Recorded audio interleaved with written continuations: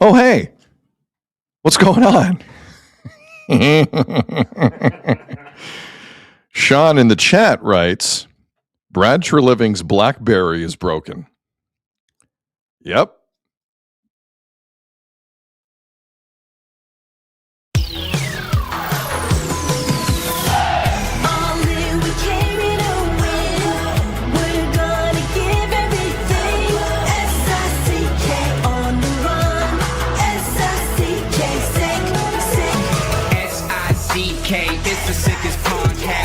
For the audio, or you can even watch back, giving players all the props or put them on blast. We don't give no hot takes, only talk facts. We're giving all our devotion, riding high on this wave of emotion, going all out, yeah, cause this is our time.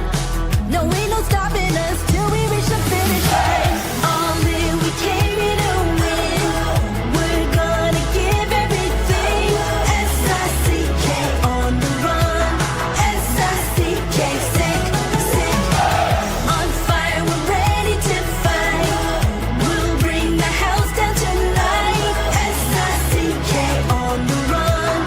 S-I-C-K, sick. Play it on the car ride, play it when you lounge. X and O, you know that we can hold it down. Shout out to my man Sammy, got it off the ground. And to all the listeners tuned in right now, got debates, analysis, and speculation. This is sports talk for the new generation. You know where to find us, got a reputation. Sick podcast, your #1 sports destination. We're giving all our devotion, riding high on this wave of emotion, going all out, yeah, cause this is our time. No, ain't no stopping us till we reach the finish line. All in, we came in to win. We're gonna give everything. S-I-C-K on the run. S-I-C-K, sick. On fire, we're ready to fight. We'll bring the house down tonight. S-I-C-K on the run. S-I-C-K, sick. S-I-C-K is the sickest podcast. Tune in for the audio, or you can even watch back, giving players all the props or put them on blast. We don't give no hot takes, only talk back. S-I-C-K, S-I-C-K, S-I-C-K, S-I-C-K, S-I-C-K, S-I-C-K, S-I-C-K, S-I-C-K, S-I-C-K, S-I-C-K. All in, we came in to win. We're gonna give everything. S-I-C-K on the run. S-I-C-K, sick. You are now listening to The Sid Seixeiro Show. Powered by Sick Media, the sickest Toronto sports show. Now, here's your host, Sid. What's up? It's Sid. Thursday, March the 5th. We are 27 hours away from NHL trade deadline 2026. And you can feel the excitement in the air everywhere except Toronto. Willie in the chat writes, still waiting patiently for a Leafs announcement. Aren't we all? I don't know where to begin. Ever have that commute into work where it feels like everyone on the road is... We have a Leaf trade. Jeff has a party, has chimed in. Is something going on social media that we should know about, Jeff? I believe we do. Elliot Friedman, Toronto trades Nick Waugh to Colorado for a first and a fifth. A first! They got a first! Come on. The Toronto Maple Leafs have a first-round pick coming back to Toronto, not leaving in some ridiculous haste. The Toronto Maple... Send this show to your friends. Forward on X. Forward on YouTube. We have massive breaking news. The Toronto, is that a real free agent account? I think so. The Toronto Maple Leafs have acquired something that might make sense right off the front of the show. Yep. It's verified. Jeff has a good afternoon. Jeff Good has a party. Afternoon. What a start. Tell the people what you're seeing. What's going on? You wanted it yesterday before the show ended and we get it like a minute into this show. Wow. So what's the deals? Enough. What's the deal? You already announced it. No, you have no more details? I don't know. Toronto trades Nick Waugh to Colorado for a first and a fifth. And I know the Leafs put it out themselves. So it's official. They don't give you much more information, but wait, let's see here. A 27 conditional first round pick and a 28 conditional fifth round pick. Or sorry, 26. Say that one more time, please. 27th conditional first round pick. Okay. And a 26th conditional fifth round pick. So a 26th this year. What's the condition on the fifth? Yeah. Have you ever seen a conditional fifth round pick in your life? Maybe if they win the Stanley Cup, it goes up to a fourth. I would assume if they win the Stanley Cup, it goes to a first. No. You don't go from a fifth to a fourth on condition. That's ridiculous. Watch. It'll be something like that. There are people in the chat saying it's top 10 protected. Okay. On the first. All right. 2027. So that 2027 draft, that was the Scott Laughton first rounder that left. Mm-hmm. The Leafs are now back in the game, baby. Now it's Colorado. Colorado's going to be good. Nick Waugh. How about, because the funny part is, earlier today, Frank Saravelli sent this out.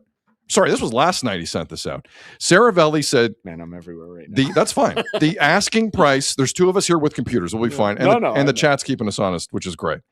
Saravelli put this out last night. Asking price for Nick Waugh, a third-line center, is a first-round pick plus a prospect for the Leafs. Toronto not willing to retain salary at that price. Waugh has a year left on his deal. Listen. So they held firm and they got it. Wow. I'll be honest with you, because this chat opens on X and YouTube for the Sid Seixeiro Show, powered by SICK Media. I think as maybe 11:15 every day, something like that. You open up the chat, and then the conversation starts. Every second comment I saw in today's chat, and yesterday and the day before, but today especially, was what the hell is Brad doing?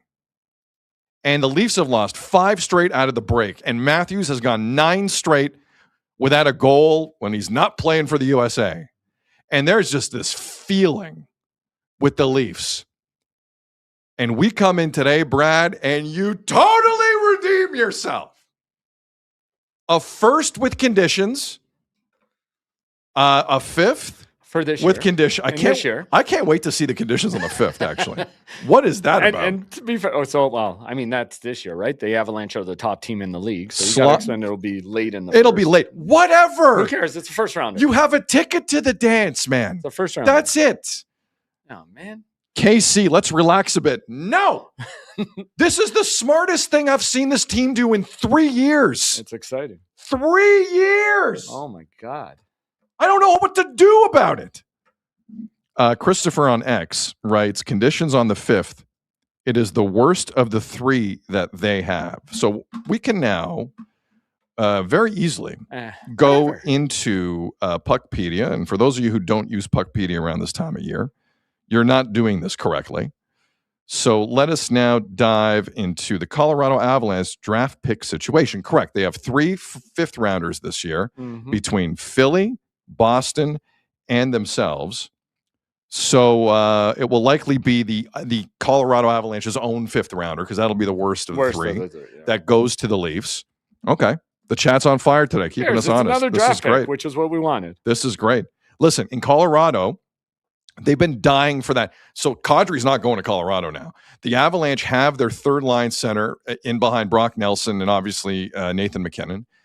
I still wouldn't take Waugh over Kadri. Kadri won a Conn Smythe with you. You kind of know Kadri a bit more. He has more term, Kadri, but... So hold on, though. This is basically for Marner, right? The Leafs for Marner got a conditional first and a conditional 5th. Right. Which I thought would have been a better deal at the time than just Nick Waugh. Yeah. Honestly. No, seriously. I think Brad has helped turn that around a little bit. Yeah. That's a great point, Jeff Assaparty. You're welcome. That's what I'm here for. Part of the Sid Seixeiro Show, powered by Sick Media. CJ did confirm it's top 10 protected, the first rounder. Louis in the chat, Colorado GM got fleeced. I kind of am leaning that way. But they're going for it. I'm kind of listen. Nick Waugh has been a responsible player for this team. Of all the defensive nightmares that I have seen, having to watch William Nylander attempt to do anything in his own end last night, I counted 3 egregious turnovers, either in his own end or at his own blue line from Nylander last night. That guy is a disaster. Okay, I've rarely seen that from Nick Waugh. Now, Nick Waugh's not giving you anything offensive at all, but the maybe fact, on a good team he does. Maybe, but the fact that the Leafs did this, if you're a fan right now, and this is not hyperbole, the standing pat was getting so severe, while the Oilers are panicking and sending out seconds and firsts for just nobodies, and Leaf fans are going, you got to be kidding me. What are we doing? Now, this also should give Leaf fans hope that Brad maybe has some decent other irons in the fire, because we didn't hear a whisper of this Colorado thing. I was going to say, was he one of the guys held out last night? No, he wasn't. And it came out of Which nowhere. I was going to rip today. I know. I was going to rip Nick Waugh playing last night. All my notes for today are out the window now. I'm still telling that story from yesterday. Yeah, I'm still telling that story from yesterday. All right, listen, we're live on X. We're live on YouTube. This is getting interesting very, very quickly. And the one point I want to make, if the Avalanche win the Stanley Cup, he didn't get fleeced. If Nick Waugh has anything to do with it, he didn't get fleeced if they win. But do you think, like, the arms race that's going on in the Central Division right now between Minnesota, Dallas, and Colorado, is Nick Waugh going to swing the pendulum for them? I don't know. He doesn't hurt them. No. But Kadri's better. Yeah. Tell me how Kadri's not better than Nick Waugh. Because they're not going to throw away everything for Kadri. But they know Kadri. Yeah. The market knows Kadri. I still think Kadri has something to your point, give. maybe that's what hindered them. Wow. I'm just talking out loud. I'm just talking out loud here. And the Avs, let me tell you something. The Avs do not have a pick in the first 3 rounds of this draft. This is a big year for the Colorado Avalanche. It's huge. They are going for it 100%. And again, it's keeping up with those other 2 teams who have already made moves, like you suggested, right? That whole division. 100%. They might try and outdo each other. This maybe Kadri's still on the table. Who knows? Brendan in the chat, this actually makes me feel better about the Oilers deal. Yeah, the Oilers have been embarrassing themselves in comparison. The Oilers wish they could pull off something that makes sense like that. But that's what also scared me about the Leafs, is that they wouldn't do business with the Leafs, even though they were handing out whatever. Corey in the chat said Colorado would have to give up a lot for him. I'm assuming Kadri. Yes. Of course. Yes, because guess what? Because he's better. Like I said, Kadri's better than Waugh. But for the Leafs, from the Leafs' perspective, I have to be honest. I'm not used to them making sense. Right. This is a weird feeling for me. And again, they could find a way to throw out this goodwill very quickly. I don't know what the next 26 hours and change are going to hold for them.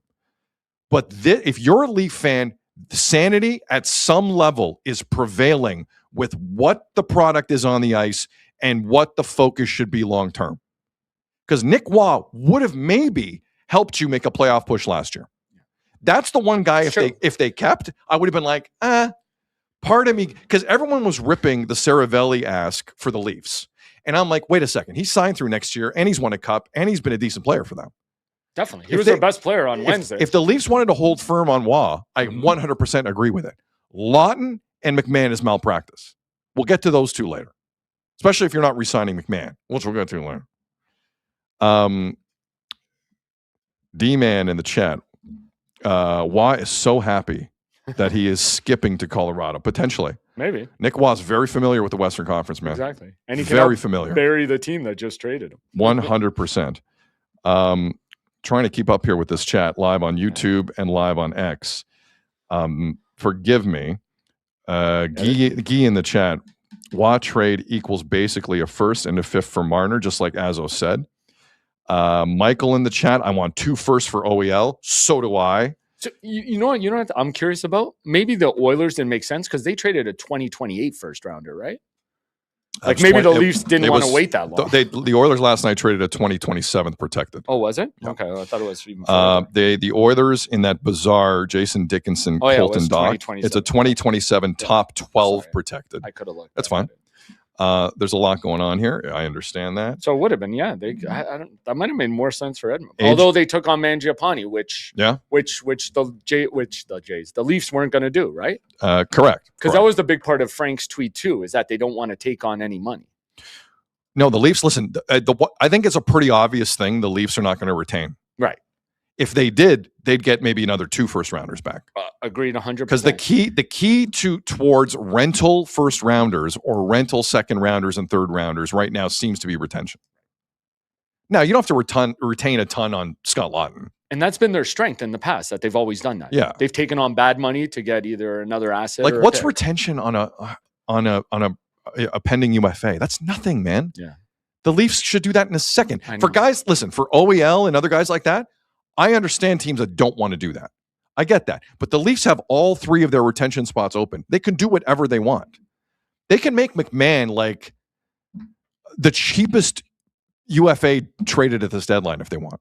But I thought that was important about taking on money. It seems they've made a claim on that. They don't want to take on any bad money.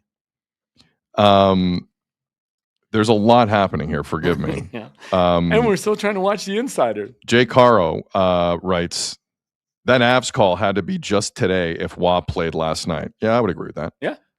Thank God he didn't get hurt last night. No, I know. That's what I'm saying. Leaf Nation should kind of be pissed at that. If you had a first potentially on the table and he played last night, because hold on, I'm going to get into that. Yeah, we got to get diving. I'm going to skip down that road. Before we get more trades, I'm going to skip down that road. We might be getting more trades. Everyone gather round for this story. Gather round. You take this clip, take this show on X and YouTube, and you forward it to every Leafs buddy you have, every Oilers friend you have, every TFC, all 7 TFC fans that are out there. You forward this to them because I got some things to get off my chest, despite the fact the Leafs just did a pretty good deal with Colorado. Steeler in the chat. Brad using that first to acquire someone we don't need would be hilarious. Yeah, that would be kind of hilarious. That would be very hilarious. Man. There's a lot happening here. There is. Mr. Nicholas, I hate watching Sid. Well, thank you for watching Sid. I appreciate it. For you watching. Derek, that's my favorite line ever. You suck, I hate you. And I'm watching you right now.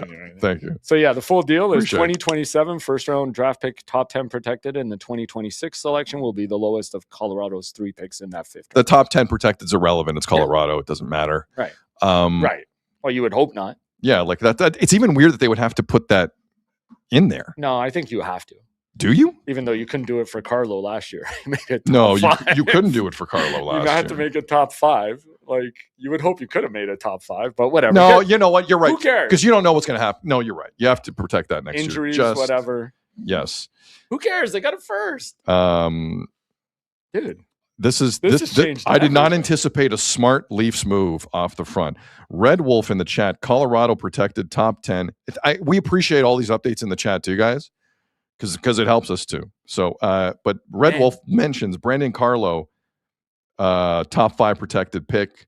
Brad is still a dumb general manager. So there's still a lot of hatred for Brad Treliving in this chat. But there's a lot more optimism in this chat. Like, look at Laughton, McMann, and OEL getting traded could get a stockpile of assets. People are changing their attitude. Oh, that's interesting. Do you have a couple more chats you want to, or chat comments you want to throw up? I think we got to get into this, man, because we might get more trades. We really might.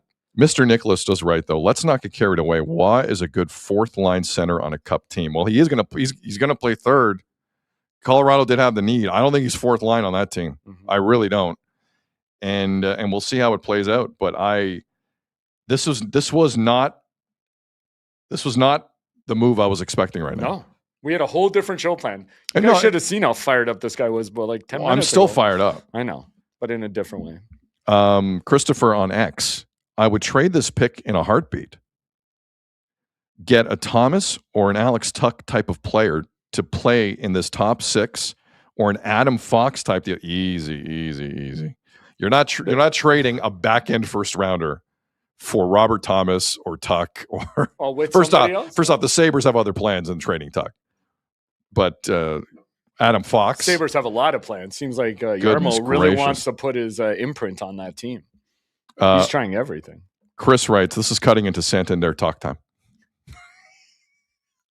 That's pretty good. We'll get to Anthony Santander a little later. Now, I promise. he was We will. open, right? Like he didn't have any no movement clauses at all, right?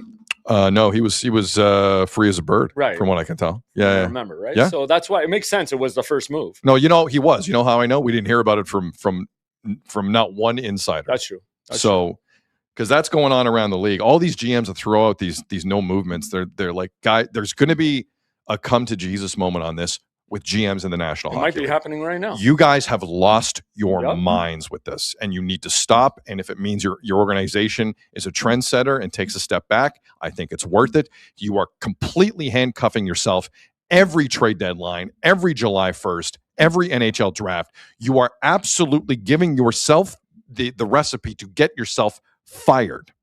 Okay? And yeah, like how long do you give a player to decide on it?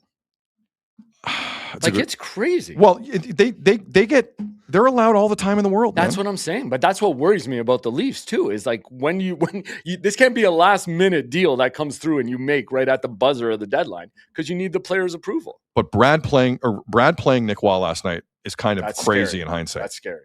Well, they almost played everybody. Let's go. No, that's true. Get to it. I mean, but if you're Colorado, like what happened in the last 24 hours in the Central? Tyler Myers goes from Vancouver to Dallas. And like but that's not like an earth-shattering thing. Like Tyler Myers has been awful this year, like the rest of them. I'm not saying he won't be great there. I have no idea, Right. but he hasn't been great. Or McCarron to the Wild. Like they're just making deals, and I feel like they felt like they had to. Actually, it's the McCarron one that Yeah. probably made them a little nervous, just for some center depth. Like that's kind of what they were looking Are you at. sure it wasn't Nick Dowd to the Golden Knights? What are the Golden Knights doing? There? I don't know. The Golden Knights gave up 3 assets for Nick Dowd, like a career fourth liner. It's insane. Are they okay? I guess it's getting closer to the deadline. Like this is what we were hoping for. Teams started acting out of their minds. There's a lot going on here. Mm-hmm. Okay, so keep the chats coming here, guys, because we're Thomas, Toronto's about to get fleeced with a trade with Boston. I have a feeling. Oh, don't say that. It's pretty good. Do you know the meme of the dude behind the tree just kind of rubbing his hands? Oh yeah. That's Don Boston. Sweeney. That's Don. Don Sweeney's looking at the Leafs, just like, let's make a trade. Do you have anyone else like Mitten? Do you have anyone else? Let's go. Okay, you picked a good one to be with us today. So we appreciate everyone on X and YouTube. And if you're listening after the fact on podcast, thank you. Appreciate you. Hit like, hit subscribe, do all the things. You're getting all of this in real time, though. Real time. It's amazing. Real time. Because A, there's not a lot of shows that do this anymore that talk about everything. And B, there's not a lot of hosts like me who's not scared to talk about things live because I've done my prep and kind of follow sports. Boom. Is this on? Is this on? We're here for you and we appreciate you. Thank you very much. Even the Bills are getting into it. There's a few people wanting to talk I about hate that. this Bills trade that just happened. Me too. I was in such an angry mood when we started the show. That's what I said. You were in a I was in such an angry you were in a mood. different headspace 10 minutes ago. Oh, it was my amazing. God. I told you. That's what I said. Okay. All right. I want to tell a story about yesterday. Mm-hmm. If any other trades happen with the Leafs specifically, let me know. Oh, I'm watching. I'm not like for the Leafs or a Canadian team because we'll talk about the Oilers coming up and that complete steal that Craig Conroy made Or from the Mackenzie Habs. Weaguer yesterday. The Habs are now kind of what's going on with Kent Hughes right now. Kadri's not going to Colorado. Kadri's not going, Kent. Mm-hmm. Hab fans in the chat. They're intriguing. Everyone what's back in happening. sick media in Montreal. Do you feel like some Kadri in your life? Do you feel like some Nas? Good player. How do you feel? Maybe we get a McMann extension by the end of this. A McMahon extension. Well, don't jump the queue. I I know know. what you're doing as a Sorry, party. sorry. I know what you're doing. Anyway. Okay. So yesterday, because the Leafs are at Madison Square Garden tonight in a game that I don't even think the panel on TSN will care about because they got to be in there tomorrow for trade deadline. Just a ridiculous scheduling again by the National Hockey League. Just ridiculous. Marner comes back to Toronto on a Friday night, not a Saturday. Thanks, NHL. Leafs play on the Thursday, so all of the hockey people have to be in basically on the third. Anyway, just ridiculous. But yesterday, Leafs are in Jersey. And pregame comments from Craig Berube start to circulate. And when the show began, I noticed a tweet here from Mark Masters of TSN. And Mark wrote, Craig Berube says the Leafs are not planning to scratch anyone for roster management reasons tonight. Quote, but it could happen, obviously. End quote. So that was at 12:20 Eastern yesterday. 5 minutes later, I'm obviously still on air here doing the Sid Seixeiro Show powered by SICK Media. We're on YouTube. We're on X. 5 minutes later, I see the tweet from Luke Fox, who's also in the scrum for Sportsnet around Craig Berube. And Luke Fox had an addition to the Berube comments that Mark didn't put in his. I read Luke Fox's tweet live on air at basically 12:25 and 30 seconds Eastern yesterday. For those who missed it, it went like this. It says, this is according to Luke Fox of Sportsnet on Twitter. Berube says roster management, re saving trade assets from potential injury, won't affect Maple Leafs lineup tonight in New Jersey. Could be a different story tomorrow. What's the difference? What's the difference? Sit him tonight. Are you okay? Are you okay? Someone takes a run at Bobby McMann. Here I am yelling about, I'm scared that Bobby McMahon's going to get hurt. This is what my life has developed into. But tomorrow's fine. We'll sit guys tomorrow. Tonight, let him go. Hey, they're only 9 points out of a playoff spot, Azzo.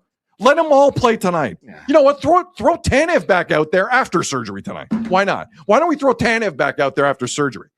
These guys have lost their minds, man. Idiots. They've lost their minds. All of them. All of them. I can't believe a team this far out of the playoffs is getting us this worked up. Like, that's the quote. That's what gets me going. That BS. That haphazard stuff. A big game tonight against New Jersey. There's going to be 12 people in the crowd. Jersey doesn't want to be there. Sheldon Keefe's forgotten he coached the Leafs. He has so many problems down there. But no, we got to make sure all trade assets have to play tonight in New Jersey. Tomorrow against the Rangers, though, different story. So that was me yesterday. On air, live, because I've done this before, reacting to things. And I couldn't believe it. I could not believe it. Show ends. Azzo and I talk about, basically after every show, we pick out a couple clips that we're going to throw it on socials through SICK Media and our stuff. We do that every day, and I'm sure you see it.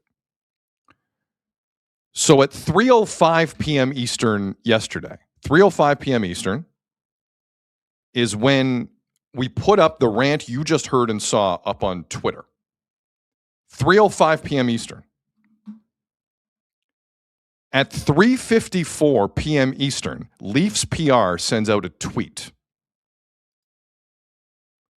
Here's the tweet. Scott Laughton, Bobby McMann, and Oliver Ekman-Larsson will not dress for tonight's game in New Jersey for roster management purposes. End of tweet. I was listening to Carlo Koliakovo this morning on First Up with he and Aaron Korolnik. They do a great job. Carlo said, based on what he's hearing, all of the players I mentioned woke up to a message on their phone after their pregame nap in the afternoon around this time saying you're not playing tonight. They weren't told in the morning. They were told around 3:54 p.m. Eastern, maybe a shade before that. A shade before that. So the final piece of this puzzle is Craig Berube. What the hell was going on in the morning where they weren't playing and then all of a sudden they were? And he was asked about that after last night's loss in New Jersey. This morning you didn't think there was going to be any roster management. Yeah. What happened? What played out? Well, just things changed, right, as the day went along, and we held those guys out. How does that impact the room? Well, it does. I mean, it's tough. Like, we want to win games, and we you know, and when you come to the rink and there's, three important players that aren't in the lineup, it's going to impact the guys. But I thought the guys came out and were ready to play, which, that's important. I thought our captain led the way in that department. I thought he worked tonight and competed, but it's tough for sure. Things change. Which in life is true. Things change. So one more time on the time frame, because I think the context is important here. Leafs announce everyone's playing 2 days before the deadline. Clearly looks like Treliving and Berube are not speaking to each other in any professional way. I lose my mind on air a little after noon Eastern. We run that clip on Twitter. 50 minutes later, Leafs PR says everyone's pulled except Nick Waugh.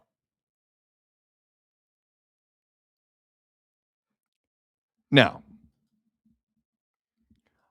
I know it's crazy.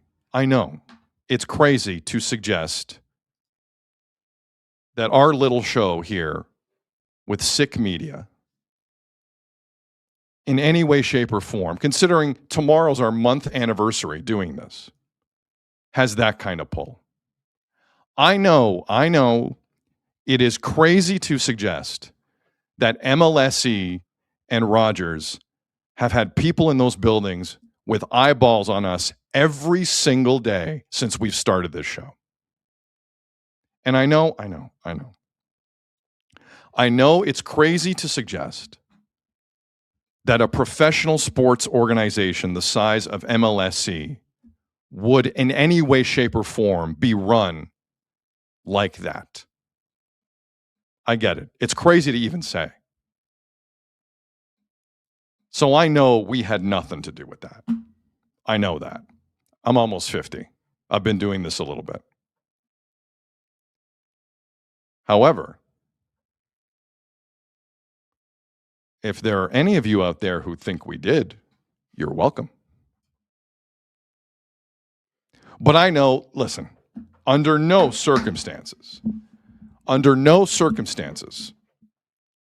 did the Sid Seixeiro Show, powered by Sick Media, with Sid Seixeiro and Jeff Azzopardi, have anything to do with the Leafs making a smart decision yesterday.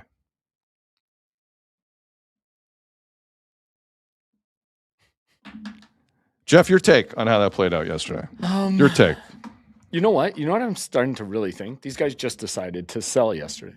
Like I said to you yesterday when they announced the TANF stuff and then that, like they weren't on the same page, right? So, but it's obvious. But my point is... No, I know, but it's obvious, right? Because I think Berube maybe thought it was the same as it was at home. Well, against the Flyers, just play everybody because you're at home. But there's so many things wrong with that. I don't even know where to start. One, you are 2 days away from the deadline. I know. Are you not speaking to each other if you're Treliving and Berube? You're going to tell me what they are? The hell are you doing there? Somebody has to prove to me that they are. Because yesterday they weren't. Berube woke up. Listen, like I have to be honest with you. Berube should be fired like right now because he woke up yesterday thinking the win is important. What's his and the Leafs, who are now 10 points back of a wild card, those idiots got points the last 2 games. Mm-hmm. That's how dumb they are. Berube thinks they're playing to win. Someone grab a hold of this Frankenstein-looking human being and tell him what the deal is. He has no idea what the deal is. He thinks we got to get 2 points tonight in New York. No, you don't. You do not. Treliving and Berube, in all seriousness, that's the one where I'm like, okay, either they don't like each other at all right now. Yeah.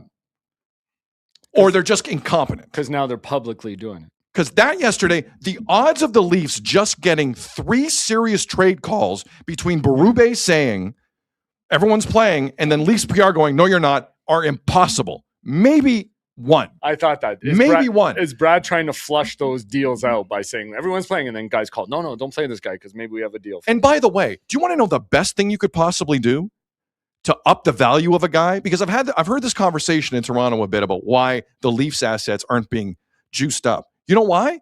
Because you're not sitting them. Because the second team see that you're sitting guys, that elicits a phone call. The smartest thing you can do is sit a guy if you want to get the market going. Get the market. And these fools were going to play them yesterday. Until we said something about it. Check that. Until they decided to sit them. I couldn't believe that. To me, it's the lack of communication between Treliving and Berube was asinine. 100%. Asinine yesterday. But we've seen hints of this all year, right? We have. The Stolars thing, like there has been multiple times. 100%. We've seen that they're not on the same page. 100%. Which is mind-blowing, especially for a team in this spot. So GI writes here, maybe Berube is trying to get fired by doing that. But it's like someone hasn't explained to him the situation. It feels like the one meeting they've needed to have, they haven't had.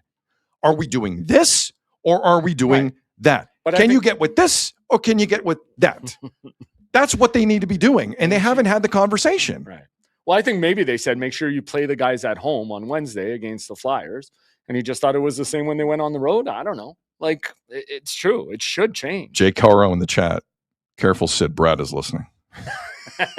We got a lot of MLSE is listening. So it's crazy to suggest that. Why would you even? Maybe it worked. Maybe he did get 3 calls. Why are these guys playing? I want to talk to you about them. Maybe. I don't know. It does seem crazy. That to me, in all seriousness, that's the story yesterday. But then why wasn't Nick Waugh? And why was Nick Waugh playing? All said he had valid. No, but this to the people in the chat that have brought this up, and you brought this up. The Nick Waugh thing was late. Yep. Someone had a Michael McCarron panic, and they're like, the Wild got this average center. We need a less average center in Nick Waugh, and they got it. He's better. Nick Waugh's 100% better than Michael McCarron. That's a good deal for Colorado for this year. Just for this year, in the context of the war that's about to break out. War is a bad term right now, I understand. The battle that's about to break out in the Central Division come playoff time. So it's a good pickup. I like the pickup. But again, do you think these guys just decided yesterday they were sellers? Announcing Tanev and then doing all this? And now it's going. I don't know. Now they're starting to sell. I don't know what the hell is going on behind the scenes at MLSE. It's not good. It's not good if that was allowed to slip through the cracks yesterday. If you are texting players in a deep pregame nap sleep, and then when they wake up, they go, oh, so this is the plan. That's not how Stanley Cup champions get run. Mm-hmm. I'm sorry. It's got to be way cleaner than that. We've all been in situations at work where you were working for someone and you're like, this fool doesn't know what they're doing. I don't care what any of us do in life, student, professional, I don't care your age. We have all been around someone where I'm like, you can barely read. And you're telling me what to do? Oh, yeah. And this is the situation where it's like, if I'm a player and I wake up and see that on my phone, I'm like, what? I'll take any trade at this point. You send me wherever. Or does it get bad now? Like Knives Out, like in Edmonton, where they just start doing stuff publicly to try and call each other out. It's crazy. It is a little nuts. Anyway, I just wanted to kind of walk through that timeline yesterday because I think it's important, Ezra. Yeah, no, without a doubt. And again, with all these no movement clauses, I'm tired of talking about them, but with all those, you got to talk about them, dude. Well, and you have to make a deal soon if you're going to give the player an option and let him decide. Correct. Like, look what St. Louis is dealing with right now. That's why I think OEL is so off the table right now. It's not even funny. I think his tone changed too, and maybe because of what a mess it is. Maybe, but I think like in terms of like how much time do you realistically have left to walk up to Oliver Ekman-Larsson and convince him he wants to go somewhere? Because he has a 16-team no trade. I know, but that's why the timing of me when you finally decided to sell, could it have been yesterday? Listen, there's an element to this. I don't want to get it twisted. There's an element, the fan base for the Leafs, based on what you and I were hearing and seeing all over the city and in this chat and online, this Colorado trade will soften a lot. Yep. It really will. And they needed something like this. Yes. Agreed. I wouldn't classify this as home run, but this is a solid double to right center. Solid. I agree. And they needed it, and now it sets the tone. And now maybe gives Brad Treliving. Remember when Anthopoulos made what was the first deal he made in 2015? It was Tulowitzki. Troy. Yep. It was Tulowitzki. Yep. And then you get a taste for it. Of course. Maybe this happens. I don't know. Well, I was ready to come in here and ask if teams didn't want to deal with them. Or there's certain teams I think that don't want to deal with the Leafs. Yes. Right. Or that they smell blood in the water, I think is how Chris Johnson put it. And I was going to bring this up today. Like they know the position they're in and that they're not in a position of high, like to negotiate. and that they can lowball them. That's what I was talking about Carlo yesterday. Brandon Carlo, Yeah, like teams know they want to sell them, and they just lowball them. For those of you just jumping on here on X and YouTube, we got a lot here. The Leafs have made a pretty good deal. They traded Nick Waugh to Colorado for a conditional first in 2027. Can I add something to that? So conditional fifth in 2026. Frege added the 2027 first is top 10 protected. Otherwise, it becomes unprotected in 2028. It'll be unprotected next year. I know. But hey, it'll be unprotected. It'll be unprotected next year. You never know. Guy in the chat, Bobby McMann will be re-signed. Woo! Well, we did see something like that. That's a segue. You want anything else on the trade here? Or do you want to dive into Bobby? But Chris Johnson kind of had that, right? Like they're still exploring that. They haven't ruled that out yet. Well, let's read the tweet for the listening audience here. This was 8:56 a.m. Eastern this morning. And Chris Johnston, who is, listen, there's some good insiders out there. Frege and CJ are the best, in my opinion. I agree. And CJ has been grinding at this for a long time, and he's a good dude, and I love to see the success he's enjoying. And he is shining here. CJ wrote this morning on the Leafs and McMann, while the Leafs continue to explore the trade market for Bobby, they haven't ruled out signing him to a new deal. Yesterday's Kiefer Sherwood extension is a favorable comparable for McMann, although he likely has to come in under $5 million to stay in Toronto. That one has put the cat amongst the pigeons, as they say amongst Leafs Nation, and Bobby McMann is now the eye of some bizarre storm about what you do with a guy who is playing first-line minutes for you because Matthew Nyes has been bad. So, I did give my respect to Bobby McMann earlier this week. His story is pretty inspiring in a lot of ways as an East Coast League undrafted player. And why he deserves to get as much money as he can this year. I think so. Right? Listen, if I'm Bobby, guys with his background don't get the free agency swing often. Agreed. And listen, maybe $4 million over 5 would do it for Bobby. Would do it for me. $4 million over 5 is pretty good if you thought you would never have a National Hockey League career. Now, in terms of the Leafs, let's talk about whether this makes sense for the Leafs. Sorry, go ahead. No, I was just going to say, maybe this trade deadline really tells you what the appetite is for him out there, what teams really are interested in him, or where he could go and who he would play with. So maybe he has to look at it like that from his end. CB Bigley, R.E. McMann, why not trade and then sign him in the offseason? Some teams do that a lot, man. A lot. Everyone thought Brad Marchand was going to do that this offseason with Boston. Yep. That didn't happen. Mm-hmm. Bobby McMann, breaking news, not Brad Marchand. So I don't think you have to stress that much. But I think the situation with McMann is funny in that, and it's the same thing. Like, it's ironic the 2-year anniversary of the Elias Pettersson Vancouver contract came up. Because there's something that happens in professional sports I do not understand. You have two options on the table. Sign a guy for 8 years or trade him. If either of the if the trading is on the table in any serious way, what are you doing giving him 8 years potentially? That's the craziest notion I've ever heard. It's like, listen, I don't mind if you go tomorrow, but we also might keep you for 5. What? So hold on. So half your brain is made up to the conclusion that you're good without him. You're fine without him. But the other half of your brain is like, you know what? I want to stay with you a long time too. So we can do one or the other. That's a bizarre aspect of National Hockey League governing to me, is that choice. If the trade is on the table, you've made your choice. So do it. What would Vancouver look like if they would have traded Pettersson's ass to Carolina? Yeah. How would history look for the franchise? Who would I don't still know. be left there? I think JT Miller and Rick Tocchet would still be there. Maybe. It's true. JT Miller had some good years in Vancouver. It's true. Like, who knows what happens? But don't tell me there's some equivalency and I'll sign you for 5 or let you go. That means you made your mind on the player. So just cut bait.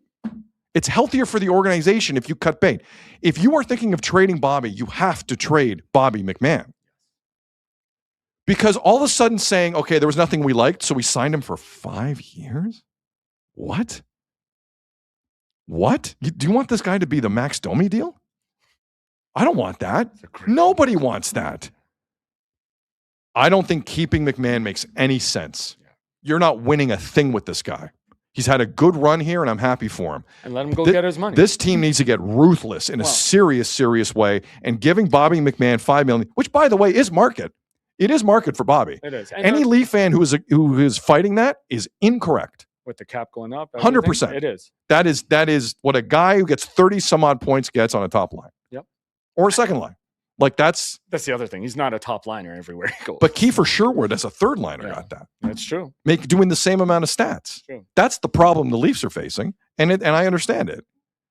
But to that point, like even the Saravelli thing about like them not wanting to retain any money or no bad money, like this is a team that's in the second year of a 6-year contract for Tanev, in the first year of a 4-year contract for Tavares. If you want to quickly reboot this thing, like, I'm sorry, you're going to have to do that. Like I said, that used to be their superpower, was taking on bad money to get draft picks. Correct. Like, why are we stopping that now, especially with some bad contracts already on the books? M. Bell in the chat, sign Bobby. Oh, I lost it. Sorry, M. Bell. Here it is. Sign Bobby if it's reasonable. You will need goals if you're trying to do this without tanking for 6 years. You might not have a choice in whether you're tanking or not. Like, this is what I'm trying to explain to Leaf fans. Teams that decide to tank sometimes decide to tank. Teams that are also tanking are just irresponsible organizations. Right. And that's why they get stuck in that position. So if you are backing your way into that spot as the Leafs, and it looks like they might, keeping McMahon does you nothing. Just sit in it. Can I bring up another one? Go on. Stolarz last night had a hell of a game. Outstanding. Do they start getting calls on him, or do they think this guy can help us like get right back into it next year? Because he helped us last year and he can help us next year. If I'm a team and I think the price on Binnington and Bobrovsky between now and tomorrow is too much, it's a reasonable I call contract. the Leafs on Stolarz 100%. But how are they looking at it? How are the Leafs looking at it? Yeah. Do you think they're like, oh, let's see how well he can play? He can get us back. I think the Leafs, I think this Nick Waugh move for a conditional first next year for the Leafs is one of the biggest things this organization has had happen to them in a while, because now I think Treliving has a taste for, I like firsts. Because last year was, I don't care for firsts. And there's a section of the fan base that's like, what's a first? A first is a poker chip at the table. And last time I checked in poker, you have the most chips, you win. Well, it gives you hope. It gives you hope. You can win bully people around with chips. Yeah. You need them. Exactly. So why not accumulate them instead of just waste them like they've done for 9 years? I've seen more hope in this chat in the last hour than I have since we've started. Treliving may have just, like, the light bulb may have just gone on, and maybe for Pelly and all of them. All of them. That, you know what? Maybe this isn't the end of the world, considering they haven't won a game since they had their rest during the Olympic break. They haven't won a game. 5 games. Good thing they all got rest. Good thing Tavares got his rest. Give me a break. Diz in the chat. Vegas and Edmonton both need goalies badly. I don't think Edmonton can do anything else because they're a ridiculous franchise. Vegas is a great one. Vegas might be a calling card. Mm-hmm. Although I don't know if, hey, Stolarz, you're on your way to Vegas. Good news. Bad news, Marner's in front of you. How did that work last year? How did that work? So did this just change to a seller's market? Like, Sue brought that up in the chat. This is a shocking development league-wide. Yeah. Because the buyers were all in control and the sellers are just getting kind of fleeced here. Like, unless you retained, you didn't get anything back. And that's what happens as the deadline gets closer, though, right? So that's why I guess you held. But again, to me, you can't convince me these guys didn't just didn't decide yesterday. Breaking news from Frege. Colton Parayko not going to Buffalo. Wow. He is not waiving his no trade. Wow. Woo! What now, Sabre fans? All the Sabre fans in the chat. Why do you hate Buffalo so much? Dude, nothing. You didn't get Colton Parayko. You're still the Sabres. You're not getting still Rob suck. Thomas? No one respects what you're doing. Know your role. No Rob Thomas? Colton Parayko is on an awful team. I'm not going to the Sabres. I'm not going to the Sabres. Probably what Rob Thomas said, too. I feel bad for Yarmo, man. He's trying. What do you mean you feel? He's getting all the credit for making no deals but he's with Kevin Adams. He's trying to now. What are you talking about? I feel bad for Kekalainen. He's trying, and everyone's saying no to him. Man, do people hate Buffalo that much? I don't buy the story. I don't buy what's going on with that this team. decor would have been amazing with Parayko. Yeah. Why did Parayko not go? I know.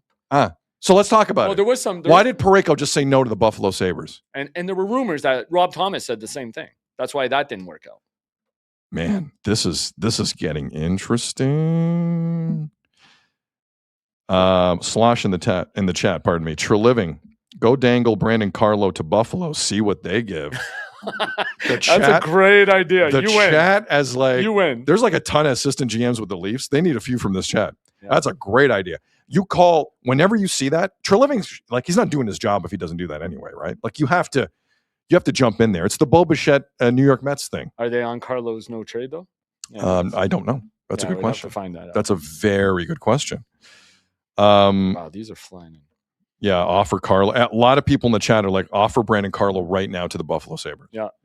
There is a lot of that. I see that. Yeah, go dangle. Sorry. There's a lot happening here. Treliving, go dangle Carlo to Buffalo and see what they give. Yep. There was a lot of people agreeing on the Stolarz thing, given his contract and team control. Why wouldn't a team want him? Cool guy in the chat, Parayko to Montreal. I don't know. Does Parayko, was it a Buffalo thing or an I don't want to leave St. Louis thing Are they right too now? fast for him though? They're pretty fast. They're slow. But Montreal, He's slow. but Sorry, Montreal he's slow. also could use a guy who will put Use your his face body. through the boards a little use bit. the body a bit. It's true. Sorry. They got Dobson's not doing that. Hudson's not doing that. Or OEL to the Sabres, somebody saying? Any money? No, okay, here's what the Leafs can't do. Okay? Here's what the Leafs cannot do. Do not make a division opponent better. I don't care. I don't care if you're tanking or not tanking. I don't care what your perspective of the Leafs. Have some self-respect and some dignity. Do not trade people in the division who you think are going to help them. You want to take him for Owen Power? First 2 seconds in a prospect, I'll take them. Yeah. Okay. Who on the Sabres do they have that's a Stanley Cup champion? No. Who on the Sabres do they have that's that veteran as OEL and still has 2 years on his contract after? That's fair. The Sabres need to beg on their knees for the Leafs to give them OEL. They are scared. I keep hearing about how great the Sabres are. The Sabres, they haven't played a playoff game in 15 years. You don't know what the Sabres are. Why are they panicking trying to get Rob Thomas and Colton Parayko? Because they know they're not good enough. They know they're not good enough. And this was very fluky the last 2.5 months. And I don't care who I piss off in Buffalo. They're pissed off enough. They got DJ Moore in the Bills now. They're annoyed. Parayko to Toronto, make it happen, Tree. Don't even start. I know. Man. Oh my God. Come on, TML Golf Club. Great handle.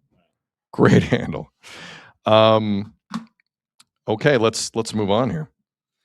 Let's anything else on Bobby McMann, who's still a Leaf as of this moment? No, I don't think so. I do not believe they should re-sign this guy. I want to be very clear on this. Best for player and team, move on. He had a lot of time with Matthews on that line, did very little this year. Move on. Move on. CJ had some names for Laughton, right? I was just going to pull that up. Scott Laughton? Yeah, didn't he? Scott Laughton. Oh, he did. Yeah, bring him up. So Chris Johnson wrote an article this morning in The Athletic as well. Yeah. I'll read it here, Razo. You keep doing your stuff. So this is an excerpt from CJ's article. Posted this morning. It reads as follows. An extension for Laughton, the Leafs' other pending UFA of note, seems less likely. While the 31-year-old native of nearby Oakville, Ontario would love to stay, and management has indicated a general willingness to keep him, there had been no serious contract negotiations before Laughton was held out of Wednesday's game, according to league sources. For the record, held out of Wednesday's game because of the Sid Seixeiro Show powered by Sick Media. He didn't write that. I added that.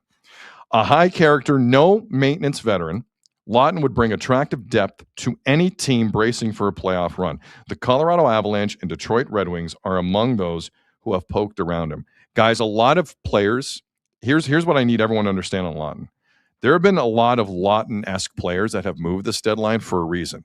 Laughton isn't as good as them. The notion that Scott Laughton is going to drive some great return is shows at times how clouded the Leaf fan base thinking is, because they like him and he's from Oakville and he kind of cares a little bit.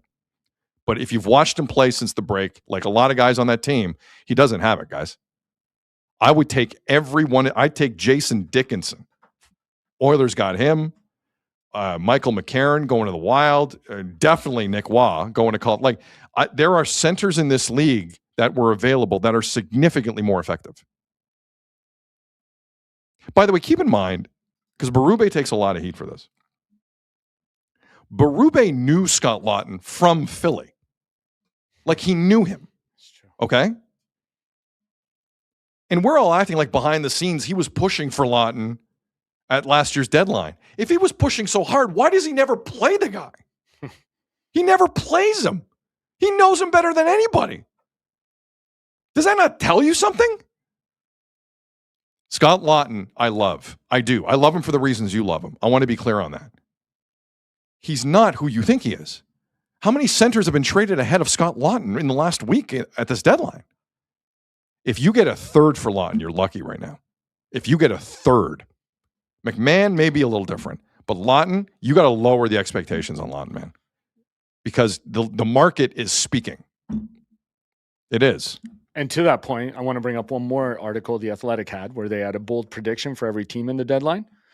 Jonas Siegel said they won't get a first-round pick back for Bobby McMann or Scott Laughton. Now, this is just his prediction, but I could see I think Jonas is right. So do I. Yeah.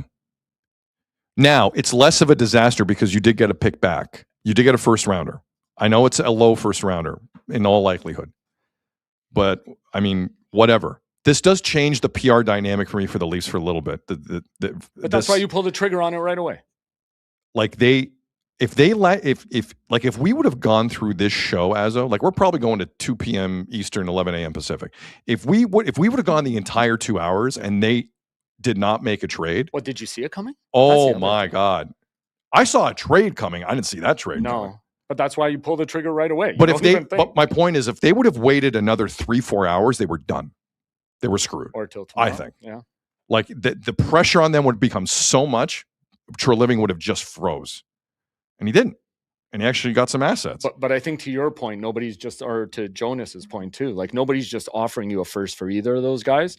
Your best bet, maybe hold on to them closer to the deadline, and then somebody gets desperate and gives you something. Like what happened to the Leafs last year. Yeah. Right? That's what happened with both Laughton and Carlo. There's also a lot of comments in the chat right now about low first rounders. Again, the Leafs just got one from Colorado in the Nick Waugh deal.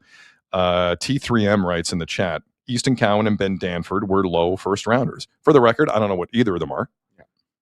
I don't know how close Danford is to the National Hockey League. It doesn't sound like he's close. We'll see. But as an asset, you want to be as high as you can because you can, like you said, you can dangle it like a chip. Correct. Right? Like you always want to get the highest value you can get. So see, here is where I disagree with fans of the Toronto Maple Leafs. This is from I Am Bubs in the chat. Scott Laughton is a glue guy. Vital piece in that locker room, and guys love playing with him. Expect a bigger return for Laughton than what they got from Waugh. Yeah, that's not happening. Are you drunk? Have you lost it? Jonas even just said that. Like, as much as we love to talk about man. That doesn't really matter. I don't. No shot. Yeah. No shot. That's why they brought him here, and you see how much he's playing or into it. We have a personal comment here from Steve. Uh-oh. Who's actually trying to help. Okay. Steve writes, love you, Sid. The dippity-do in the hair has to go. Whoa. There are far better products right now. Whoa. See, he's not wrong. I understand this looks a certain way, but the problem is I've been doing this now so long. If I change the hair, it's like shocking to people. Yeah, you shocked me one day. You came in different. I did. Yeah. And you didn't like it. Nah. So it was weird. I didn't know who I was talking to. It made you nicer too. Yeah, I didn't like that. Yeah, no, it sucks. In broadcasting, I find when people know you a certain way, you really should just kind of stay that way in terms of physical appearance, is what I've learned down through the years. It's fair. Like it's whether it looks good or not, like it's irrelevant, because if you start distracting people with different stuff, like if I came in here with just dry hair all the time, you would not like it. Like, what is this? Who is this alien Portuguese guy that's talking to me? Believe me, you wouldn't like it. Who's this nice? Yeah. Portuguese Christopher in the on X. Chris, let me bring that up. Laughton does make significantly less than Waugh. 3 retention spots open and can be double retained as Philly retained him last season. You can no longer double retain in the National Hockey League. Just an FYI, guys. They've made a few changes from last year. However, they can retain on Laughton. They can make Scott Laughton, if the Leafs retain, can be like $8 for a team. But he's a UFA, right? Yeah. So, Waugh had the extra year. But still, the cap hit, it's not a big cap hit on Laughton. No, but obviously. what he's saying is you can make it like the cheapest cap hit. For sure. At like $400,000 on the cap is what you can do for Laughton. You think somebody gives up a first for that? I don't. No, not for Laughton. No. Absolutely not. Absolutely That's how not. where'd Steeler go? He goes, the Leafs don't look like they have any glue guys. No, last night they didn't. Yeah. Could be worse in the chat. Did Shams just report Jason Tatum is playing tomorrow? Yeah, I know there was rumors of him coming back. Jason Tatum of the Celtics is playing tomorrow? There were rumors of him coming back. No, that rumor's been out there for that's true. a month and a half. Mm-hmm. But sorry. Well, that just changes the Eastern Conference a little bit. Are we really going? Come on, don't mess this up. I'm just bringing this up because that's a crazy. We'll hit on that later. Yep. There you go. We'll He play. is, eh? Yep, this season and could make his debut on Friday against the Dallas Mavericks. Blew his Achilles. Less than 10 months after surgery for a ruptured Achilles tendon. Wow. There you go. Tons of breaking news today. And thank you again, chat, for bringing it to our attention. Confirmed by Shams, Chris and X. Thank you very much. NBA guys, not a day to be breaking news, by the way. I'm sorry. No, but it's easy for us to throw it out there. Bills and NBA guys, hey, we're focused on the NHL right now. Come on. Okay, so let's focus on the NHL. And I know a lot of people are focused on MLSE president Keith Pelley. Mm-hmm. Right. Because Keith Pelley, aside from the letter to the season ticket holders, has said nothing publicly. This is good. So yesterday, Pelley was at the press conference introducing Josh Sargent, the new striker that TFC paid for with a record MLS transfer fee from Norwich City, which I will get to in a second, a little later. I promise. But Pelley, and it must be said, after 9 soccer questions from Neil Davidson, John Molinaro, I heard Brendan Dunlop, Josh Cloak of The Athletic, the good soccer media core that covered TFC. And they're pretty good. It's a core that team at times doesn't deserve. They're a pretty good media core. But there was a lot of questions about Sargent and soccer. Eventually, Josh Cloak saw Pelley sitting there and said, you know what, maybe I'll ask a Leaf question. Because the Leafs are kind of top of mind. With all due respect to Josh Sargent, who none of you, 90% of you wouldn't recognize if you ran him over with your car. It's about the Leafs as well. And he's the president of MLSE, and he fired Shanahan, and he didn't hire anyone. So Pelley is also the president of the Leafs. So you're going to hear the question from Josh towards Pelley and feel the pushback in the room about bringing up hockey in this environment. Listen to this. For Keith. Keith, last week you wrote to Maple Leafs season ticket holders saying that you would do whatever it takes to turn this team around. Could you be specific and outline exactly what you think needs to happen with the Maple Leafs to turn it around and what you will do as an ownership group to turn things around? Jason? Josh, let me tell you a little something about my plan. No, just kidding. We're here to talk about TFC today and to welcome Josh Sargent to Toronto. There will be a time that I will address the media on the Leafs, but today is not that day. TFC.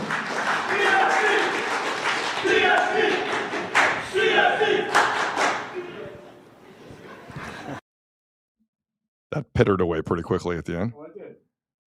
Nothing more awkward than 3 fans in the back going, TFC! TFC!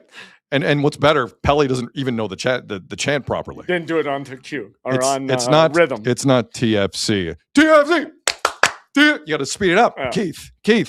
You get faster. Got to go to more with it. soccer games here. Yeah. I'm going to have my go at Toronto FC and the voice you heard, Jason Hernandez, the GM. Give me 15 minutes. Give me 15 minutes. But I in terms of the notion that Pelley kind of is sidestepping Leaf questions, that media core gave Pelley a lot of space yesterday. It was obvious Keith was way in over his head in terms of soccer knowledge. Way in over his head. And they waited a long time before asking a Leaf question. I thought it was handled appropriately by the media. And I think what you heard is a guy who's a little scared right now. I think Keith Pelley's a little scared. Now, today's a good day for him. The Nick Waugh deal's good. Like it. Hopefully it's a start of other things. Hopefully. But if you're going to put yourself front and center, at some point you got to be front and center. And you got to answer some questions. I found it interesting Keith wouldn't. Now, in Keith's defense, it's a fluid situation. Deadline's coming up. What are you going to say? What are you going to say? Like, by the way, we have 4 deals in the queue. Watch this. I mean, it's kind of difficult. I understand. But I think if you're a Leaf fan hearing that, because I know I went on YouTube yesterday, there were 400 views on that. So I'm one of like a few people that actually saw that press conference because TFC are kind of irrelevant in the city. And I'll explain why in a second. But I just think it deserved a bit of a better answer than that from Keith. And when Keith does properly sit down in front of the media for real, whether that's after the deadline or at the end of the season when he fires someone and says, I don't want to make a habit of sitting here after firing someone, which he does constantly. I thought Josh Cloak deserved a bit of a better answer than that, personally. Just a bit. And if you're going to be the president of MLSE in all things, sometimes availability is scarce and they got to ask you things when they got you. I thought it was the right move. But hopefully the 3 TFC fans in the back were happy that they moved on. Azo, any other thoughts on that? Like, it's not. I don't think it's the biggest part of what happened yesterday. I think what has to be made clear too is that Cloak covers both teams exclusively. Yes, like he's on both beats. Covers them well. Yes, covers them very well. And by the way, but I would have taken a Leaf question from Neil Davidson. I would have taken a Leaf question from Dunlop. But if anybody, from anyone else who was there, anybody deserves more respect, it's Cloak. Because he's in the room for both teams all the time. Yes, he's there almost every night, all the time for both teams. 100%. Calm Jason, like, come on, man. Yeah, that's not a good look for me. No, like if you know that guy, he covers and gives them fair coverage all the time. And maybe Keith doesn't know that because he's not there. Like to be fair, why put yourself out there yesterday, especially after because that's the biggest transfer in MLS history, and Keith signed off on it. Keith signed off on it. The biggest in MLS history. But again, Keith better put in the FaceTime on that. Yeah, that's fair. He better sit there and act like he knows soccer when he doesn't. Yeah. Holy cow, man. But I mean, after you saw the backlash, not backlash, but the reaction your letter to season ticket holders got last week, you had to expect that. You had to have. Yes. Right? Like you should have some kind of answer prepared for that.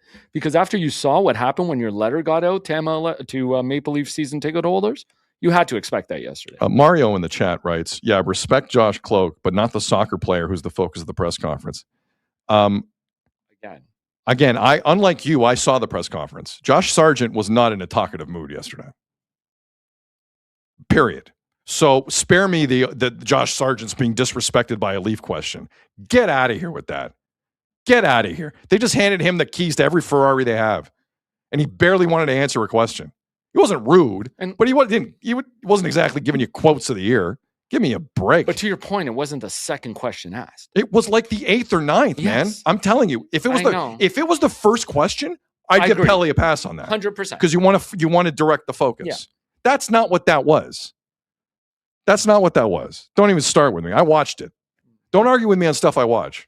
Andrew I win. Says, come on, man. It's a bloody big deal. It's a bloody big deal. My favorite. Andrew.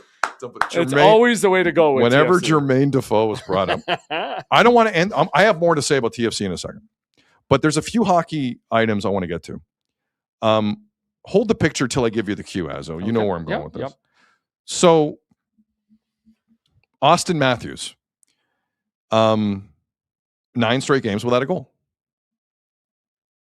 6 shots last night. He's around it. Story of his season.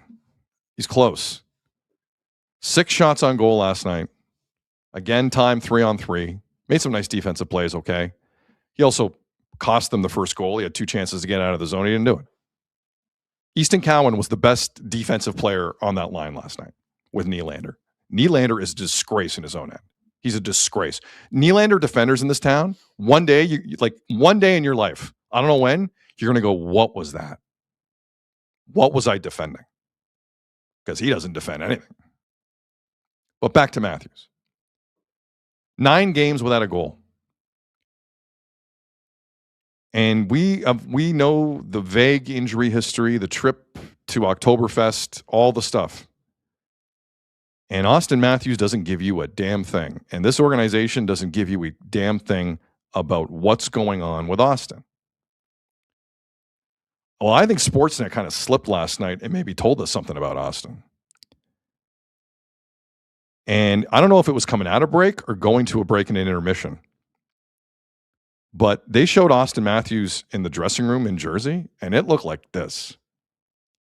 Now, for those listening, this clip is circulating pretty quickly on social, and I thought I'd pull it. It's Austin, first intermission, shirts off, towel around his neck, just kind of doing intermission stuff, just kind of gazing. But he's got a wrap on his right shoulder. He's got a blue wrap on his right shoulder. If you were to say to me after this year, it's been the shoulder the whole time, I'd believe it. Because he's getting in positions to score a lot. What could impede a goal scorer worse than a shoulder? A shoulder affects everything. Well, I guess a wrist, I guess a back. There's a few things. But the shoulder for a 69-goal scorer, Hart Trophy winner in this league, might be problematic. Now, I don't know anything past this visual that I'm looking at here. I don't know anything. And neither does anyone online. Well, there's a lot of doctors online. I don't know if you noticed. There's a lot of doctors online. But this visual of Matthews on Sportsnet last night, I thought was an oopsie moment that we weren't supposed to see. And I'm kind of glad we saw it. And I'm going to say this. And you can bring it back to me, Azo. If Austin Matthews has a shoulder injury that is still bothering him, and it's been the case for a couple of years, and if that is what's impeding him, and if that is what's causing his statistics to crater, with the Leafs trading Nick Waugh and trading who knows what over the next 25 hours, I'm asking the Leafs to do one thing. You shut him down now and you get surgery. Now. This has been put off for a while, it feels, if you look at the numbers. Something's been put off. This season is dead. There's nothing left in it. You held off as long as you could with Tanev. You made the decision. How you not make that with 34 if he needs it is beyond me. Now, maybe he doesn't. And maybe I'm overreacting. But I hadn't seen that before in his right shoulder. And I don't know how many people have. But if this is the thing, I kind of get it now. Like, my point is, from a PR perspective, give us something so the kid doesn't get hammered all the time. That's what's happening. And again, listen, from what I've heard from Matthews in a scrum, that's his choice too. That's his privacy. That's fine. But you're the captain of the Leafs. And if your stats go to where they've gotten to, there needs to be some broadening of the discussion for your paying customers. I'm sorry.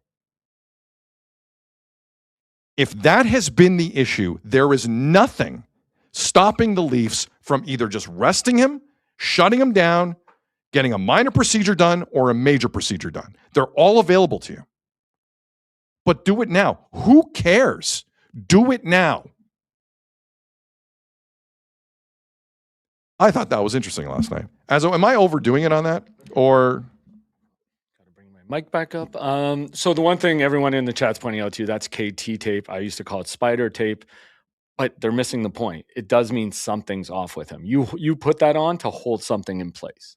Yeah, like it's not a wrap. It's not just for he wears it during the game. It's not because everything's great. Right. Exactly. Is the point. 100%. Again, I'm with you on that. And again, you're right, though. I don't know anything.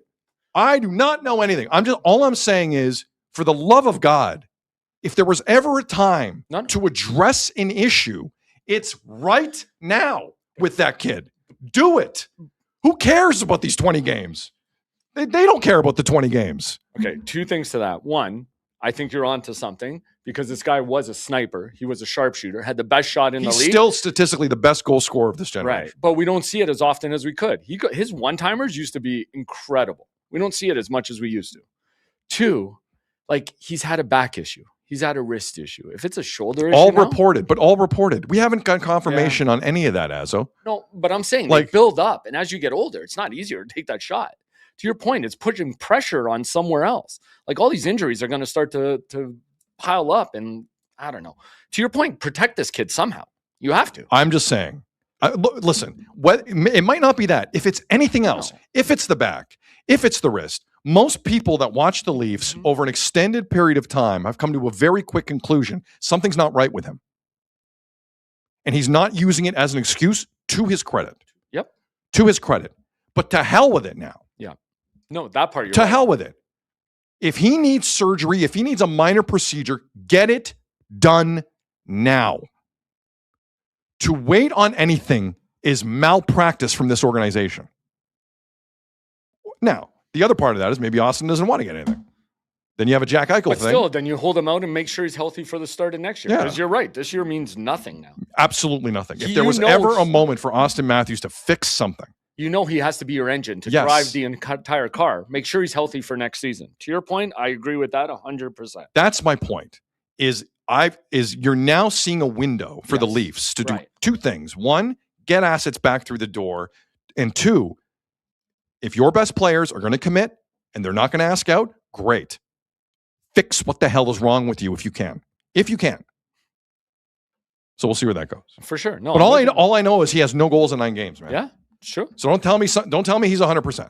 It's not for lack of trying. Like you're saying, to his credit, he's out there. He's playing as many minutes as he is, and he's taking his shots. 8 shots against Philly, nothing. 6 shots against New Jersey last night. Markstrom's garbage. That's what I'm saying. Nothing. It's true. He's still getting his shots out. Don't tell me he's 100%. I hate making excuses for players. It's obvious with him. It's not right. Can I follow up on your Nylander stuff too? It's so true. Like all the talent this guy has, I'm starting to see the reason why he's never really on the top line or why he hasn't been in past years. In what way? Just what do you because mean? like the deficiencies. Sorry. Yeah, if I could speak. Marner at times was just as irresponsible. That's true. That's true. That's fair. I keep hearing that Marner's a great defensive player. He's on the penalty kill cheating. Yeah, sure. Let him cheat.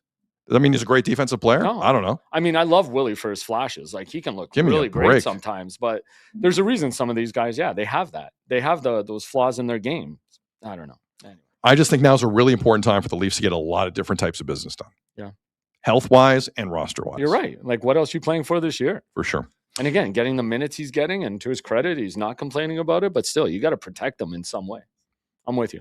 There's a lot of people ripping on the Willie stuff with the migraine too. Guys, if you've had a migraine, you wouldn't be doing that. Although watching it on a screen bigger than we have in here is kind of crazy if you have a migraine. Oh, the Amazon? Yeah. Like to complain about That your one- head that- and then show him watching it in a huge TV like it was. Not the best look. So I kind of get that part. Knock, 18 in the chat. Nyes needs to get healthy too. Yeah? Yeah. You're right. Sit Nyes. But you need someone. Yeah. Call up the Marlies. Let's go. Jacob Quillen, your time. Yeah. It's your time. Go play. It's your time. Wow. So no other trades, eh? Not yet. Boy, Not this yet. this felt like it was a heater. What a way to happening. start. I know. Sid, have you ever bowled a 300 by Chris? No, I haven't. Thanks for asking. How often have you gone bowling? Do you bowl a lot? There's a bowling alley not far from us right now. Yeah, it's true. You know, actually, it's funny. It's funny you bring that up. Azo and I were I have like another story about you I need to get to. about me. Yeah. Breaking news about me. Well, yeah, because it was the most shocking thing in the last 24 hours you've said to me. so I'm t- saving this for the end. So I'll get to this one. Azo and I were kicking around because we've had a few of you in the chat ask about like a live event or something. I don't know, but like I've seen charity events held at bowling alleys that look like a good time because the golf charity event is it's a narrow lane. Like not everyone golfs, right? Like Right. it's a great day. If you love golf, it's great. Even less golf if you, well. If you suck at golf, there's this anxiety about it where you almost don't have a good time Or doing it. there's not a good foursome in front of you. Something It's like just- there's a lot something. that can go. There is always golf events are great. I love going to them. Don't get me wrong, but like invite us as much as you want. for sure. we will take all the invites you want. We'll tape a show and we'll go do your tournament. No problem. But it sometimes doesn't. It can't include everyone. Is my point. Mhm. A bowling charity event is a good time. Cosmic bowling. You ever done that? Like I with don't the need. No, fluorescents? I'm a traditionalist. Really? I don't You're need. boring as hell. I don't need fluorescent lights and the Goo Goo Dolls playing. I don't need that. What about if you're in Buffalo? Come on, then it's okay. No, I want a glove on one hand, traditional bowling, shades. You do not wear a glove when you go bowling. Shades, and a glove. That's how I bowl. And the clown shoes. Yes.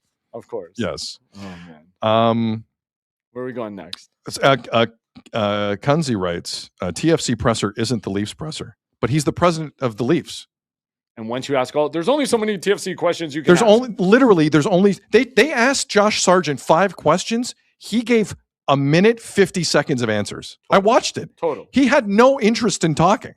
Give me the money and I'm good. That's what I heard yesterday. Jay Rebe says mini golf is a good time. More than golf. It's decent. I like a bowl. But where do you find mini golf places? It's not many. Yeah. I think bowling's safe. Everyone can bowl. You don't have to be great at it. You can drink your face off. You can raise some money for charity. We have a Luke Fox tweet. Okay. It's just some stats on Nick Waugh. Don't do that. Sorry. I know.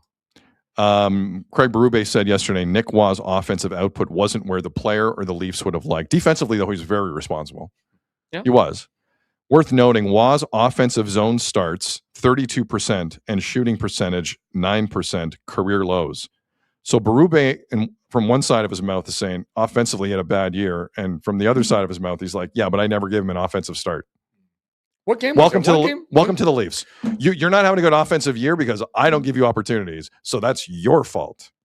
That's the Leafs. No offense. I can't remember what game it was. Was it the Philly game or was it the Florida game? He seemed like he was the only skater out there. Like it was a Philly game was playing well. Yeah, Philly game is his line. There was one of those games. He looked great out there. Like, I'm sorry.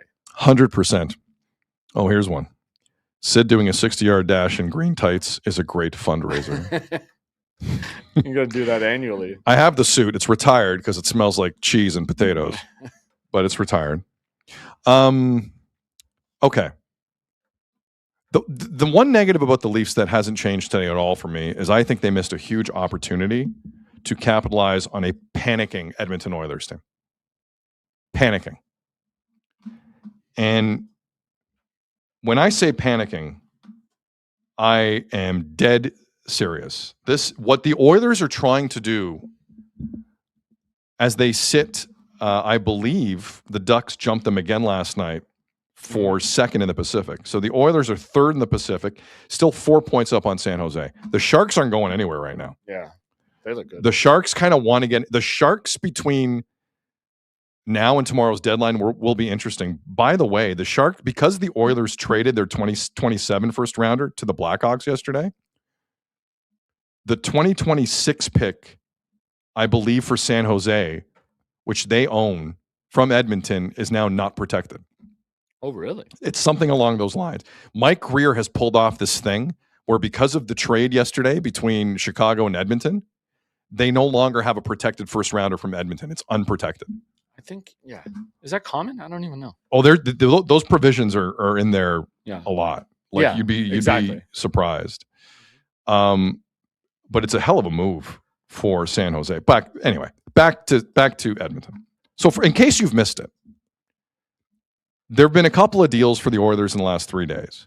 They got defenseman Connor Murphy from Chicago for a second rounder in 2028. That one you knew.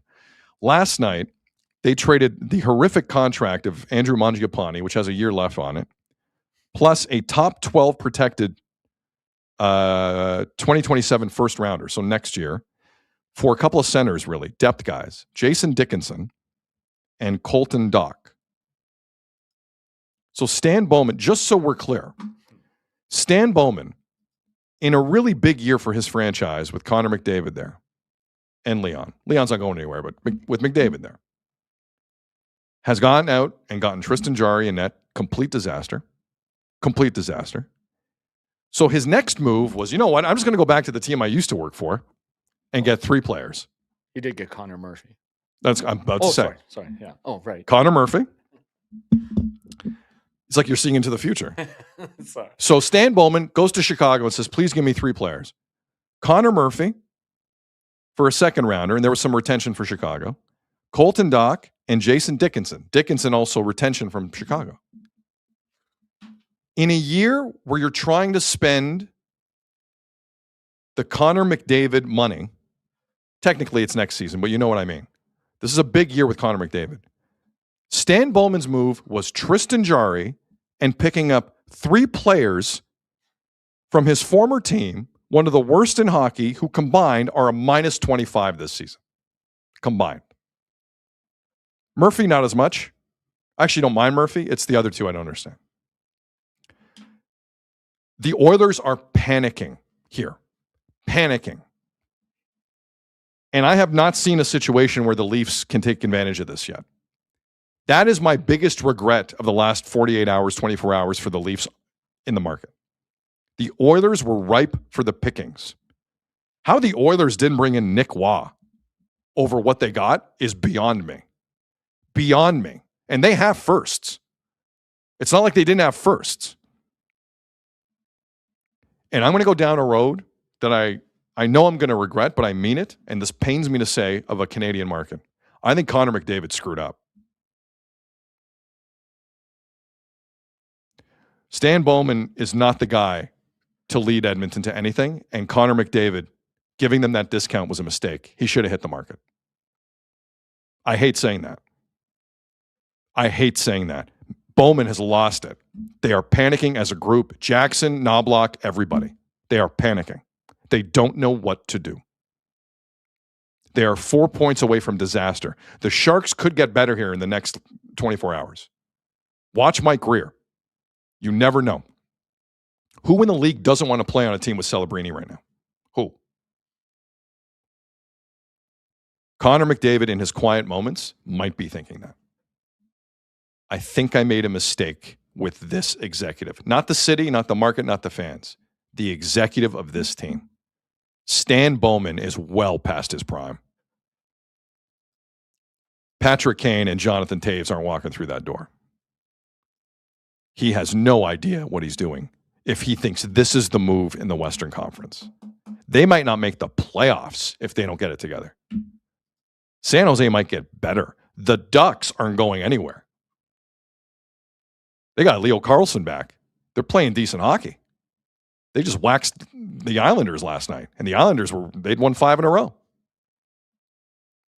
I hope I'm wrong. I really hope I'm wrong. The way Stan Bowman is operating, McDavid might be thinking, I don't think I should have signed. Maybe I should have seen how it went. Because comfort is a terrible thing when you put trust in people and they think, he's fine. I don't know what's going on with Stan Bowman in Edmonton. I don't know what's going on with Chris Knobloch. I don't think he's had a great year. At some point, Connor McDavid is going to have to say to someone, what the hell is this? What is this? They better have a good answer. Azo, am I going too far with the Connor McDavid? Maybe he shouldn't have signed when he did. I didn't even realize it was back-to-back trades with Chicago there. Like, it's right in front of me. It's like Shapiro. It's Shapiro and Atkins with the Guardians. I was about to. That's what this is. That's why I jumped the gun on you, because I knew yesterday's was with the Blackhawks, and I was like, no, I didn't think both were, and it was right there in front of me, and I didn't even. He's just because it's so weird when teams do that. Like, I just shopped there, and I'm going to go back shop there again for the same. How do you look at anyone in Chicago over Nick Waugh? Are you okay? So to that point, that's what had me coming in here today and wanting to talk about if teams maybe don't want to deal with the Leafs or are trying to bargain shop with them because they know the tough spot they're in. That's what that had me thinking. Oh, this is from Jack. Listen to this. At least McDavid didn't sign long-term. He can be traded easily. The moment he decides to pull the plug, Jack nails it with that. We keep acting like he doesn't have the power still. He does. Yeah. He does. My question is, like, where's Jeff Jackson and all these people they surrounded him with, his people? Like, why aren't they saying anything or doing anything? See, here's the problem when you surround people with, like, Dubas was the king of, I brought them into the organization because I knew them once. Mm-hmm. Are they good, Kyle? I knew them once. I'm loyal to them. I'm loyal. Oshawa? That's where everyone came from, right? No, London. No, not London. It was something like that. But, like, I knew them once. Sault Ste. Marie. I think it was Sault Ste. Marie. Yeah, I knew them once in Sault Ste. Marie. Nailed it. Yeah. So they clearly are a National Hockey League scout, assistant GM, executive, medical professional. I knew them once. I hate the argument I knew them once. Because that doesn't mean anything. I want a complete stranger to meet me and want me on their team. That's how I know I've done something in my career. I can't have people, I can't friend my way through life. Connor McDavid is nearing the end of this season. That's 2 more years on that deal. Full no trade. Only 2 years. What's an Oiler fan thinking right now? Now, the deadline's not done. I understand. Deadline's not done. But what's an Oiler fan legitimately wondering right now? I'm curious. So to that point, I would say like the Leafs fans, when you're seeing these teams leapfrog you and their futures look a heck of a lot brighter than yours do. San Jose is okay in that. Anaheim's okay. We think they're okay in that. Well, I think they are. Like they have hope on this guy. I think they have a lot of young pieces. I think like you could be moving in a different direction, which just means that window's closing. Let me ask you something. Yeah. What do the Oilers think if the Sharks get either Bobrovsky or Binnington? Now we're cooking with gas, aren't we? Yeah. Now we're cooking with gas, and the Oilers are going to sit there with Tristan Jarry, the loudmouth who hasn't won a game for them, basically.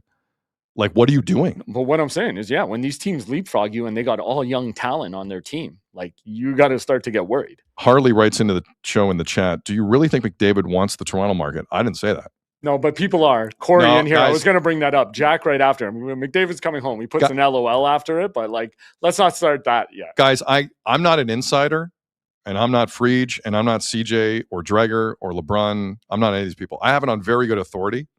I don't think he wants anything to do with this market. And I'll leave it at that. So anyone with that hope, you better walk away, man. You better walk away and you focus on something else. Because there are moments where I think the smart players know at times going home could be problematic. That guy won't be able to breathe here. He won't be able to breathe. But we're also talking about Austin maybe saying what directions this team coming in. You think Connor, as he's entering like the lot later into his career, is going to want to come into this mess? No shot. Right? Like, let's just keep it hockey. Let me tell you something. If you hear anyone in the business, anyone, float the idea Connor would be interested in coming to this market, they are clueless and you do not have to listen to them on anything. You know why? Because you haven't heard that from anyone reputable. Not even close. Because they know too. And I'm not saying Toronto's not like an awful place at all. That's not what I'm suggesting. I'm saying that guy with his fame in this market, he knows how it might be. That's all I'm saying. And I'm saying he wants to win. That's not here right now. And on top of that wouldn't be here. That's not here right now. I'm sorry. It's not. And on top of that wouldn't be here. This guy wants to win. Yes. Can we quickly talk about Mackenzie Weaguer?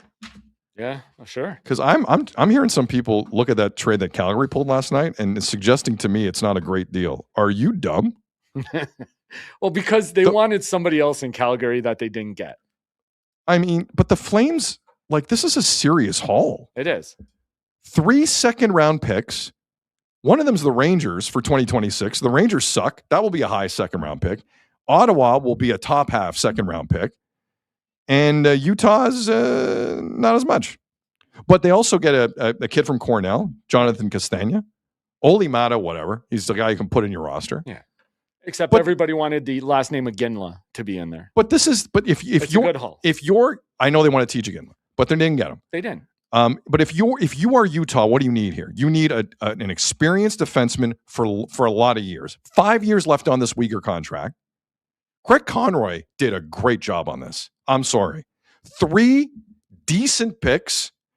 Do you know Mackenzie Weaguer's been one of the worst defensemen in the league this year? He's got like a white horse plus minus in weather. He's a minus 30. Like that, you can't even see his plus minus. It's so far down there. He's been awful. And you got 3 seconds and a prospect and a roster player? Craig Conroy has set himself up to do some really interesting things. You want to laugh? Look at who Conroy's picked up the last 2 or 3 years as GM. Because when he was hired, I kind of laughed at it. I'm like, okay, he's the super nice guy who's local and familiar, and I don't know if he's completely experienced enough, but whatever. Craig Conroy, in a very uncomfortable situation with a brand new arena coming around the corner in Calgary, is stocking the cupboard. Put the prospects and picks list for the Flames and the Leafs together. You will laugh out loud. Laugh out loud. I know one has been trying to win, the other hasn't. I get it. Still kind of funny. I just want to push back. TMB in the chat. What happened? Wah got traded? Yeah, where you been, brother? We've been doing this the whole show. Yes, Nick Wah, Colorado, for a conditional 2027 first rounder and a conditional 2026 fifth rounder. Because Colorado have 6 fifth rounders. Fifth rounders usually don't make it to the NHL, but whatever. It's nice to say. Assets are assets. Anyway, any thoughts on the Mackenzie Weaguer deal? Again, I just think it was clouded by how do you make a deal with Utah and not get Iginla back, Teach back? And it's like they're not trading him. They're not. They'd rather give you 6 draft Well, hold picks. on. They're not trading him yet. Okay. I don't think they do. If you offer Utah Kadri for Teach Iginla, I don't think so. Does Utah's hungry for stuff? Yeah. This is the moment you ask for Teach Iginla, I think. Yeah. I just an think that ambitious clouded it. owner. They're new. Here's the deal. You bring in a Conn Smythe Trophy winner in Utah, Nazem Kadri. Let's go. I'd ask for Teach. No, for sure. I think they asked for him. Of course they have to. It's just funny the way trades break, right? Like all of a sudden they're just saying Flames and Utah making a trade, and everybody's mind all automatically goes to Teach is coming to Calgary. It's amazing. And then when it's not, everyone's disappointed. And it's like, not a good trade. True. And it's not true. By the way, some updates on the weather in Whitehorse. -10 today. I got it wrong. Shout out Whitehorse. And shout out -10. Weaguer, though, because a lot of people, I saw some Calgary media there pointing out how good he was to deal with there, even though he wasn't playing the best. He'd always go answer questions and be a face. Listen, through a lot of stuff, through the Johnny Gaudreau tragedy. Yep. He was a face very quickly in that organization. He hasn't seen a playoff game for the team. Right.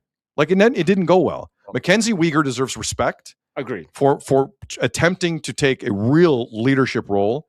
And in a bad situation that needs to be acknowledged. Yes, 100%. I just wanted to bring that but up. I think this is a weird deal that's kind of good for player and good for the Flames. Agreed. I think Mackenzie Weaguer's going to enjoy himself down there, and I think right now Utah have the second wild card spot in the Western Conference. Let me just triple check that. Yes, they're also like the Oilers. They're 4 points out. Boy, the Sharks are just kind of, pardon the pun, licking their fangs. Yeah. At both Utah and Edmonton. Fangs? A shark has a fang. Does it? Oh, yeah. Okay.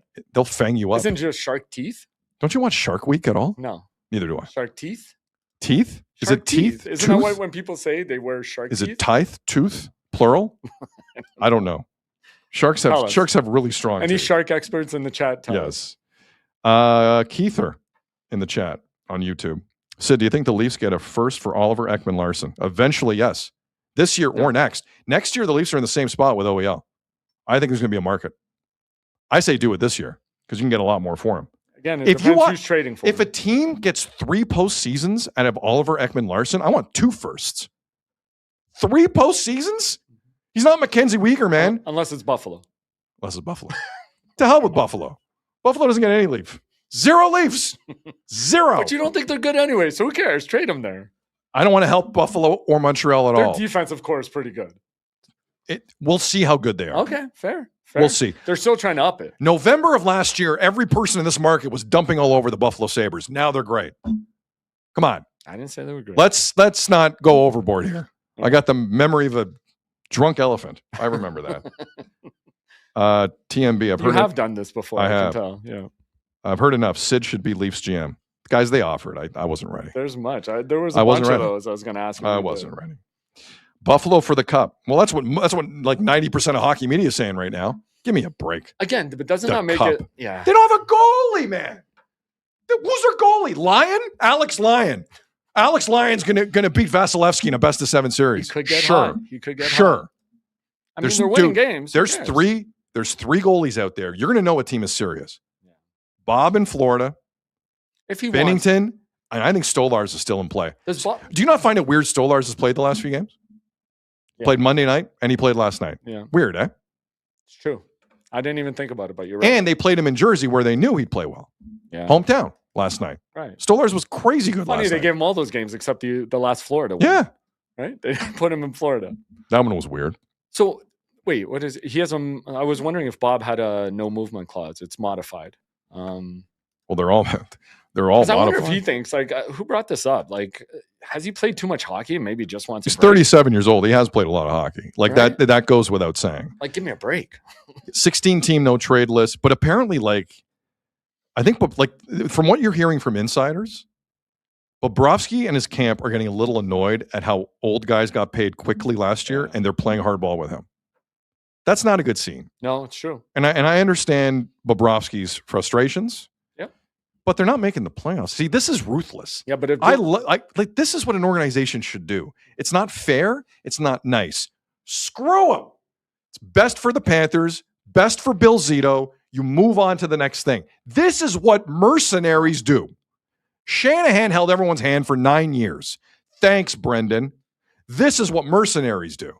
It's not kind, but it's a business. Deal with it, Jack. It's a business. But were they business last year when they gave Marchand what he wanted, or they made it all work? Like, I think if Bill Zito wants him to find a way, he finds a way. Did the Leafs just recall Jacob Quillen? Let's go. Yep, they need a guy. Yeah. Mm-hmm. And here's the thing. If he's great, great. If he's not, who cares? Who cares? Yeah. Give a guy a shot. See if it works out. Goodness gracious. Dude, you got to see what you got down there eventually, who can be a part of this. Because, again, you're going to need guys to play next year if you're trading all these guys. Don't be a Richard 27 in the chat. Sid, love you.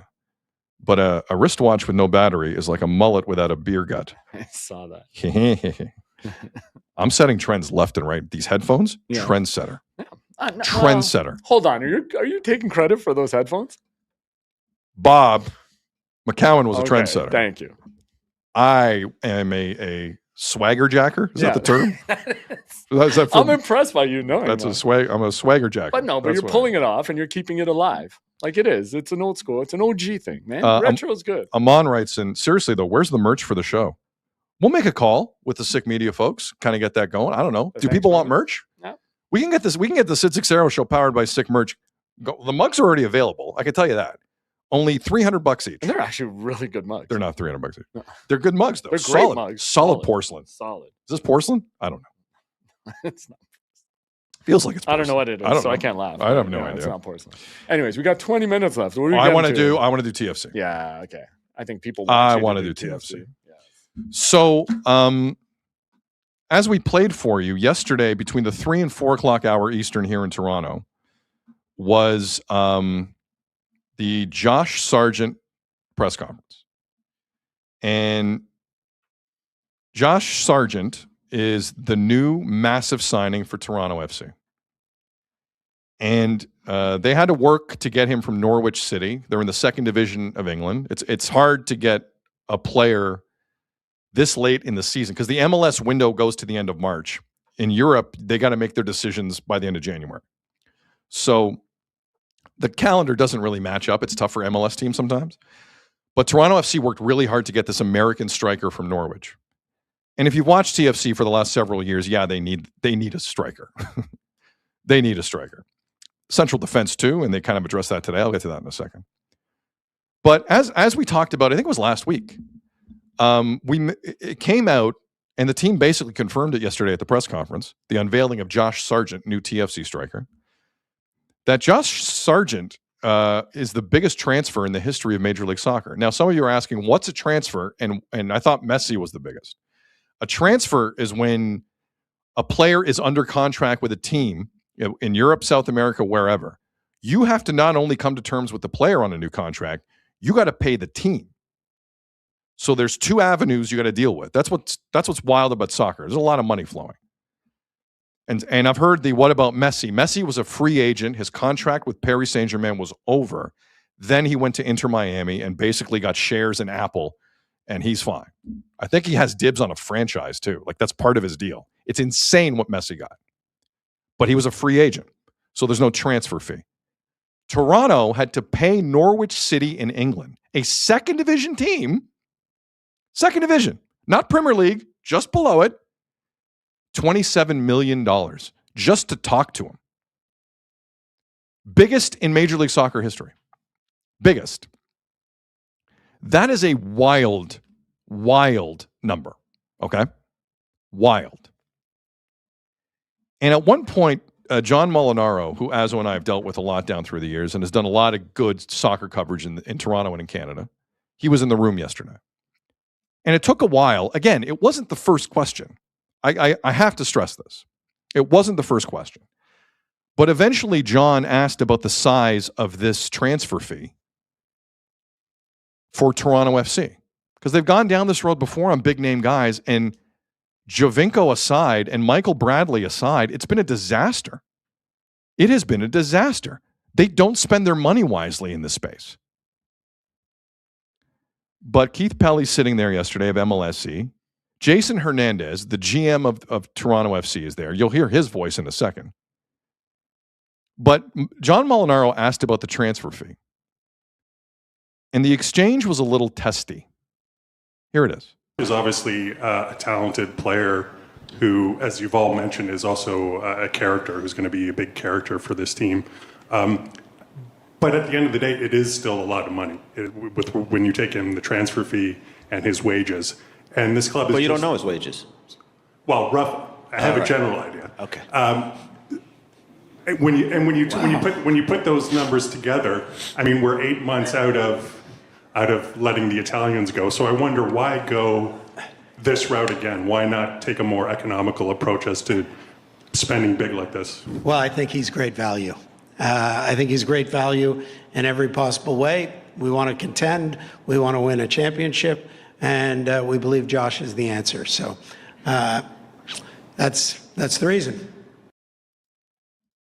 Okay, a couple things. I did omit Josie Altidore, and the chat reminded me. That was a good signing for TFC. Josie Altidore worked. Mm-hmm. Plenty of others haven't. Two things, based on what you heard. Three things, actually. Again, I like John Molinaro a lot, and he knows his stuff. Second, Jason Hernandez is the snarky voice you heard jump in and say, you don't know anything. Jason Hernandez has been a part of Toronto FC since 2019 in some capacity. This team has not made the playoffs since 2021. He's been there for all of it. Jason Hernandez has not enjoyed an ounce of success with this team. And I heard a tone yesterday in that presser I did not like. Time for a bit of humility if you're a part of Toronto FC. Especially considering you're not on TSN anymore and Apple TV has ruined the entire profile of the franchise in the city of Toronto because people aren't watching anymore. When TFC was on TV, like normal linear TV in this town, different story. Things have taken a turn. Now, that's not MLSE's fault. That's the MLS's decision to take a lot of it and put it on Apple TV. But that makes it a bit more complicated for people. You put the Leafs on Amazon, they'll find it quick. You put Cincinnati, Toronto FC on a Sunday night, different story. So their profile, Toronto FC's profile in this city has gone down. No one can argue against it. There's numerous reasons, one of which is the TV deal. The other is the lack of success. Jason Hernandez knows nothing of the success this team had back in the glory days around 2017. But that's the tone he's taken with media. Got it.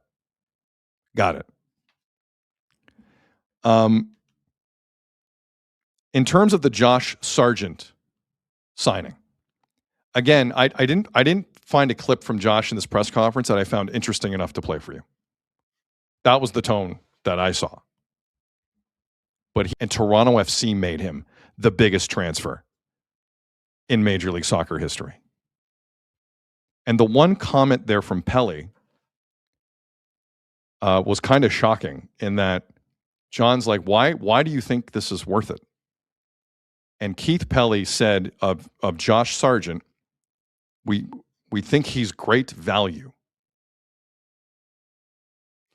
Paying more than any MLS team has ever paid for anyone is not value. But with that said, he's second all-time in goals for the U.S. men's national team. You got to bring him in. Check that. He's 64th. If you were to write the history of U.S. men's soccer internationally, he is a footnote in the back of the book. And you just made him the biggest transfer in the history of, not your team, history of Major League Soccer. I haven't done 1/10 of the things Keith Pelly's done in his career, sports-wise. His story from TSN on up is inspiring and pretty damn impressive. But hearing that yesterday and how he sold Josh Sargent, I'm pretty sure I have forgotten more about soccer than Keith Pelly will ever know. And that's probably not a good thing if you're a TFC fan. Because if you're going to spend that money, I'm all for it. Europe's a big place. I watch a lot of games. There's talent on benches that can come into MLS and dominate. Dominate. You have to find them. That's your job to find them. Not the fan bases, not me, not the TV partners. That's your job to find them.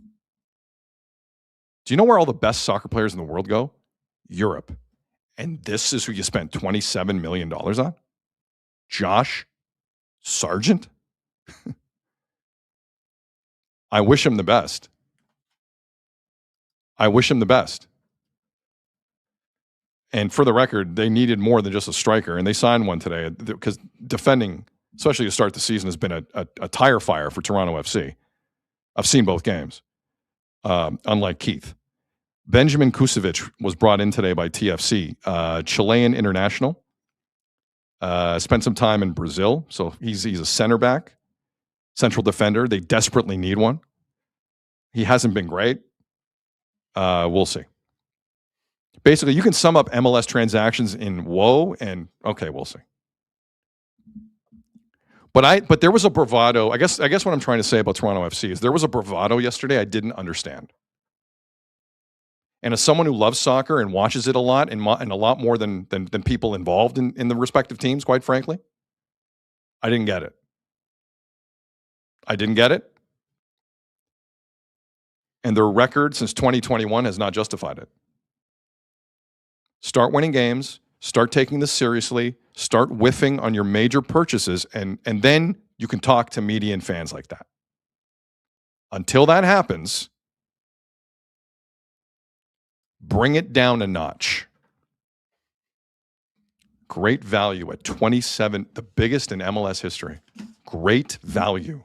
He's made one appearance for the United States between now and the start of 2025.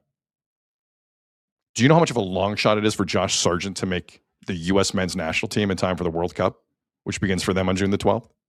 Do you have any idea? I really hope TFC gets back to relevance. The TV contracts not help them.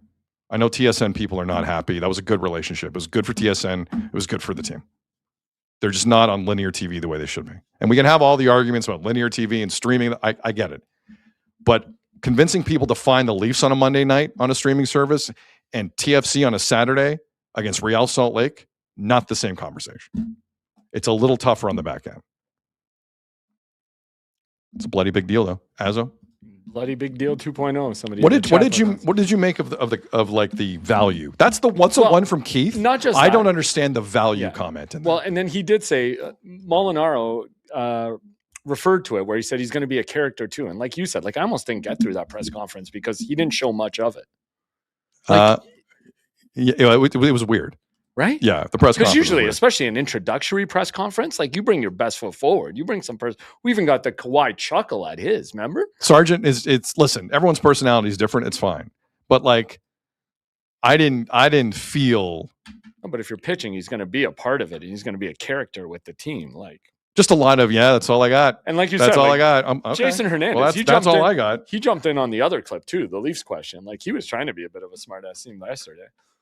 Yeah, that was I'm with you. I didn't Jason Hernandez has done nothing in the city. He needs to kind of bring it down a little bit. I didn't like that. Robin Fraser, the manager, he was almost positive, non-confrontational guy. That's what you want, though. I thought.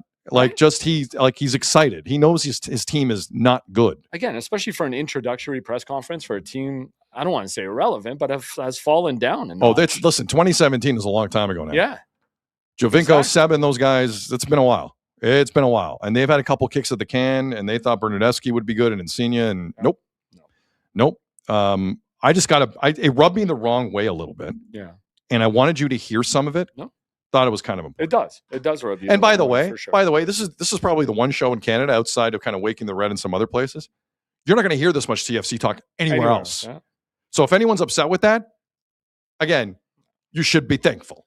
Because I let people know, actually, TFC's taking on Cincinnati Sunday. And no one else is talking about that game. True. We're talking about that game. You're welcome. And you're getting some good MLS questions in here, which we don't have time for today because there Give was me some one. other You stuff. throw one. No, so there was the one about the MLS schedule changing, and if you think that's going to help the league. I don't think MLS games in late December and early January are a good thing. But I understand why. Like, they're tired of working around international tournaments. I understand what MLS wants to do. For those who missed the story, MLS wants to go to like basically a hockey schedule. September, October till. But to match May. up with the... It matches up with the European season. Right. It matches up with the international calendar. Right. You're not fighting international tournaments anymore in June, July, and August. That's the big thing. That's why. Yes. Yeah. I think, like, you've noticed what the weather's like sometimes on the East Coast in December, January, February. Like, I don't know. Dome. Yeah, I don't know how that's going to work. Yeah. By the way, the weather situation for this World Cup, people need to get ready. Like, I don't know how many of you watched the Club World Cup in the United States last year. Yeah. Which was pretty entertaining. There was a weather delay once every 3 games. Yikes. Like, the United States in the summer is a violent thunderstorm waiting to happen. And we're no better. We're going to get hit with stuff too at BMO Field. Mm-hmm. But there are venues where you're going to start watching a game at 3:00. It won't end till 8:30 because of the weather delay. That's some of what I encountered in the Club World Cup last year. Get ready for this summer. The weather delays will drive you insane. We have 5 minutes. We mentioned off the front,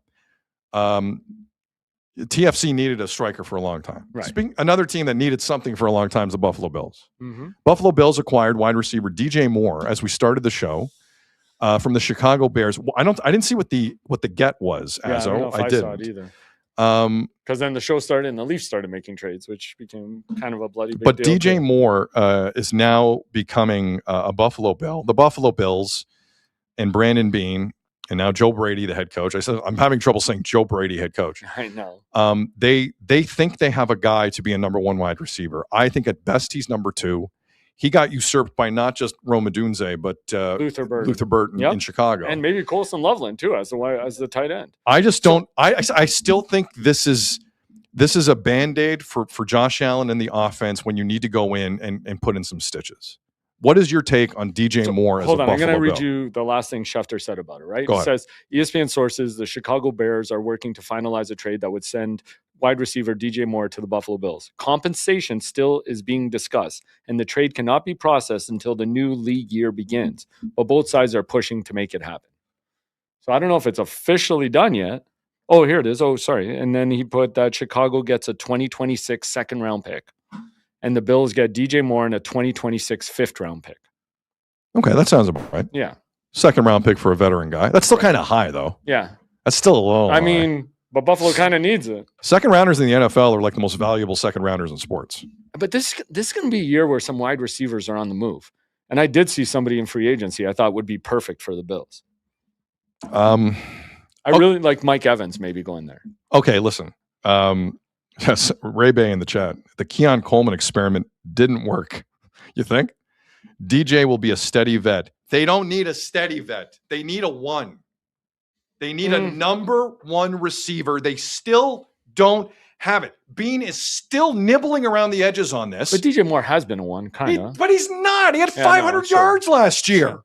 But 1s aren't easy to come by, though, man. Like, no kidding. No guff. And they never went to... No guff. To me, DJ Moore's suffice because he's pretty good in the red zone. Josh can get the ball up and down the floor, which is why I loved Mike Evans. I thought Mike Evans can be an alpha, and in the red zone, he's a beast. Because that's sometimes Buffalo has a problem punching it into the end zone. I don't like Evans either because of the health thing. Yeah, but... He's got a lot of miles on him now. Again, I don't think Josh needs help getting the ball up and down. It's punching it into the end zone. Not fumbling would be nice too from Josh Allen. Just one playoff game. Take some responsibility. One playoff game. He's trying to do too much. I don't know. So your thumbs up on DJ Moore for a second-round pick? No, that's kind of a high pick, no? It is. It is. I mean, technically, it's a later second-round pick. I know because the Bears had a good year. He helps. He's an upgrade for them. So I'm not going to say it hurts, but it is. And I guess he has to do something. Maybe Joe Brady sees something in him that he can do. Right. He's still only 28. So DJ Moore's only 28, eh? Yeah. He sometimes... Well, his birthday's in April. He'll be 29 in April. He sometimes works around that field like he's 32. Yeah. No, he's been around for This a is long not time. the burner. Like, I don't know. You can't just have... Dalton Kincaid can't be your best receiver again next year. Agreed. Who also has... Tight end cannot be your best option. Who also has a ton of injury issues? A ton. And I don't mind He Dawson plays Knox. less, yeah. All right, let's get some Bills takes here before we wrap up. Oh, man. I didn't get to my story about you again. Quick, you know what? No. Bloody good deal, Buffalo version. I'm Bubs. That's pretty good. All right, you have... But Bean doesn't get it. We're seeing a lot of this. Like, this is a big year for Brandon Bean, man. 30 seconds. What's your story on? Oh, come on.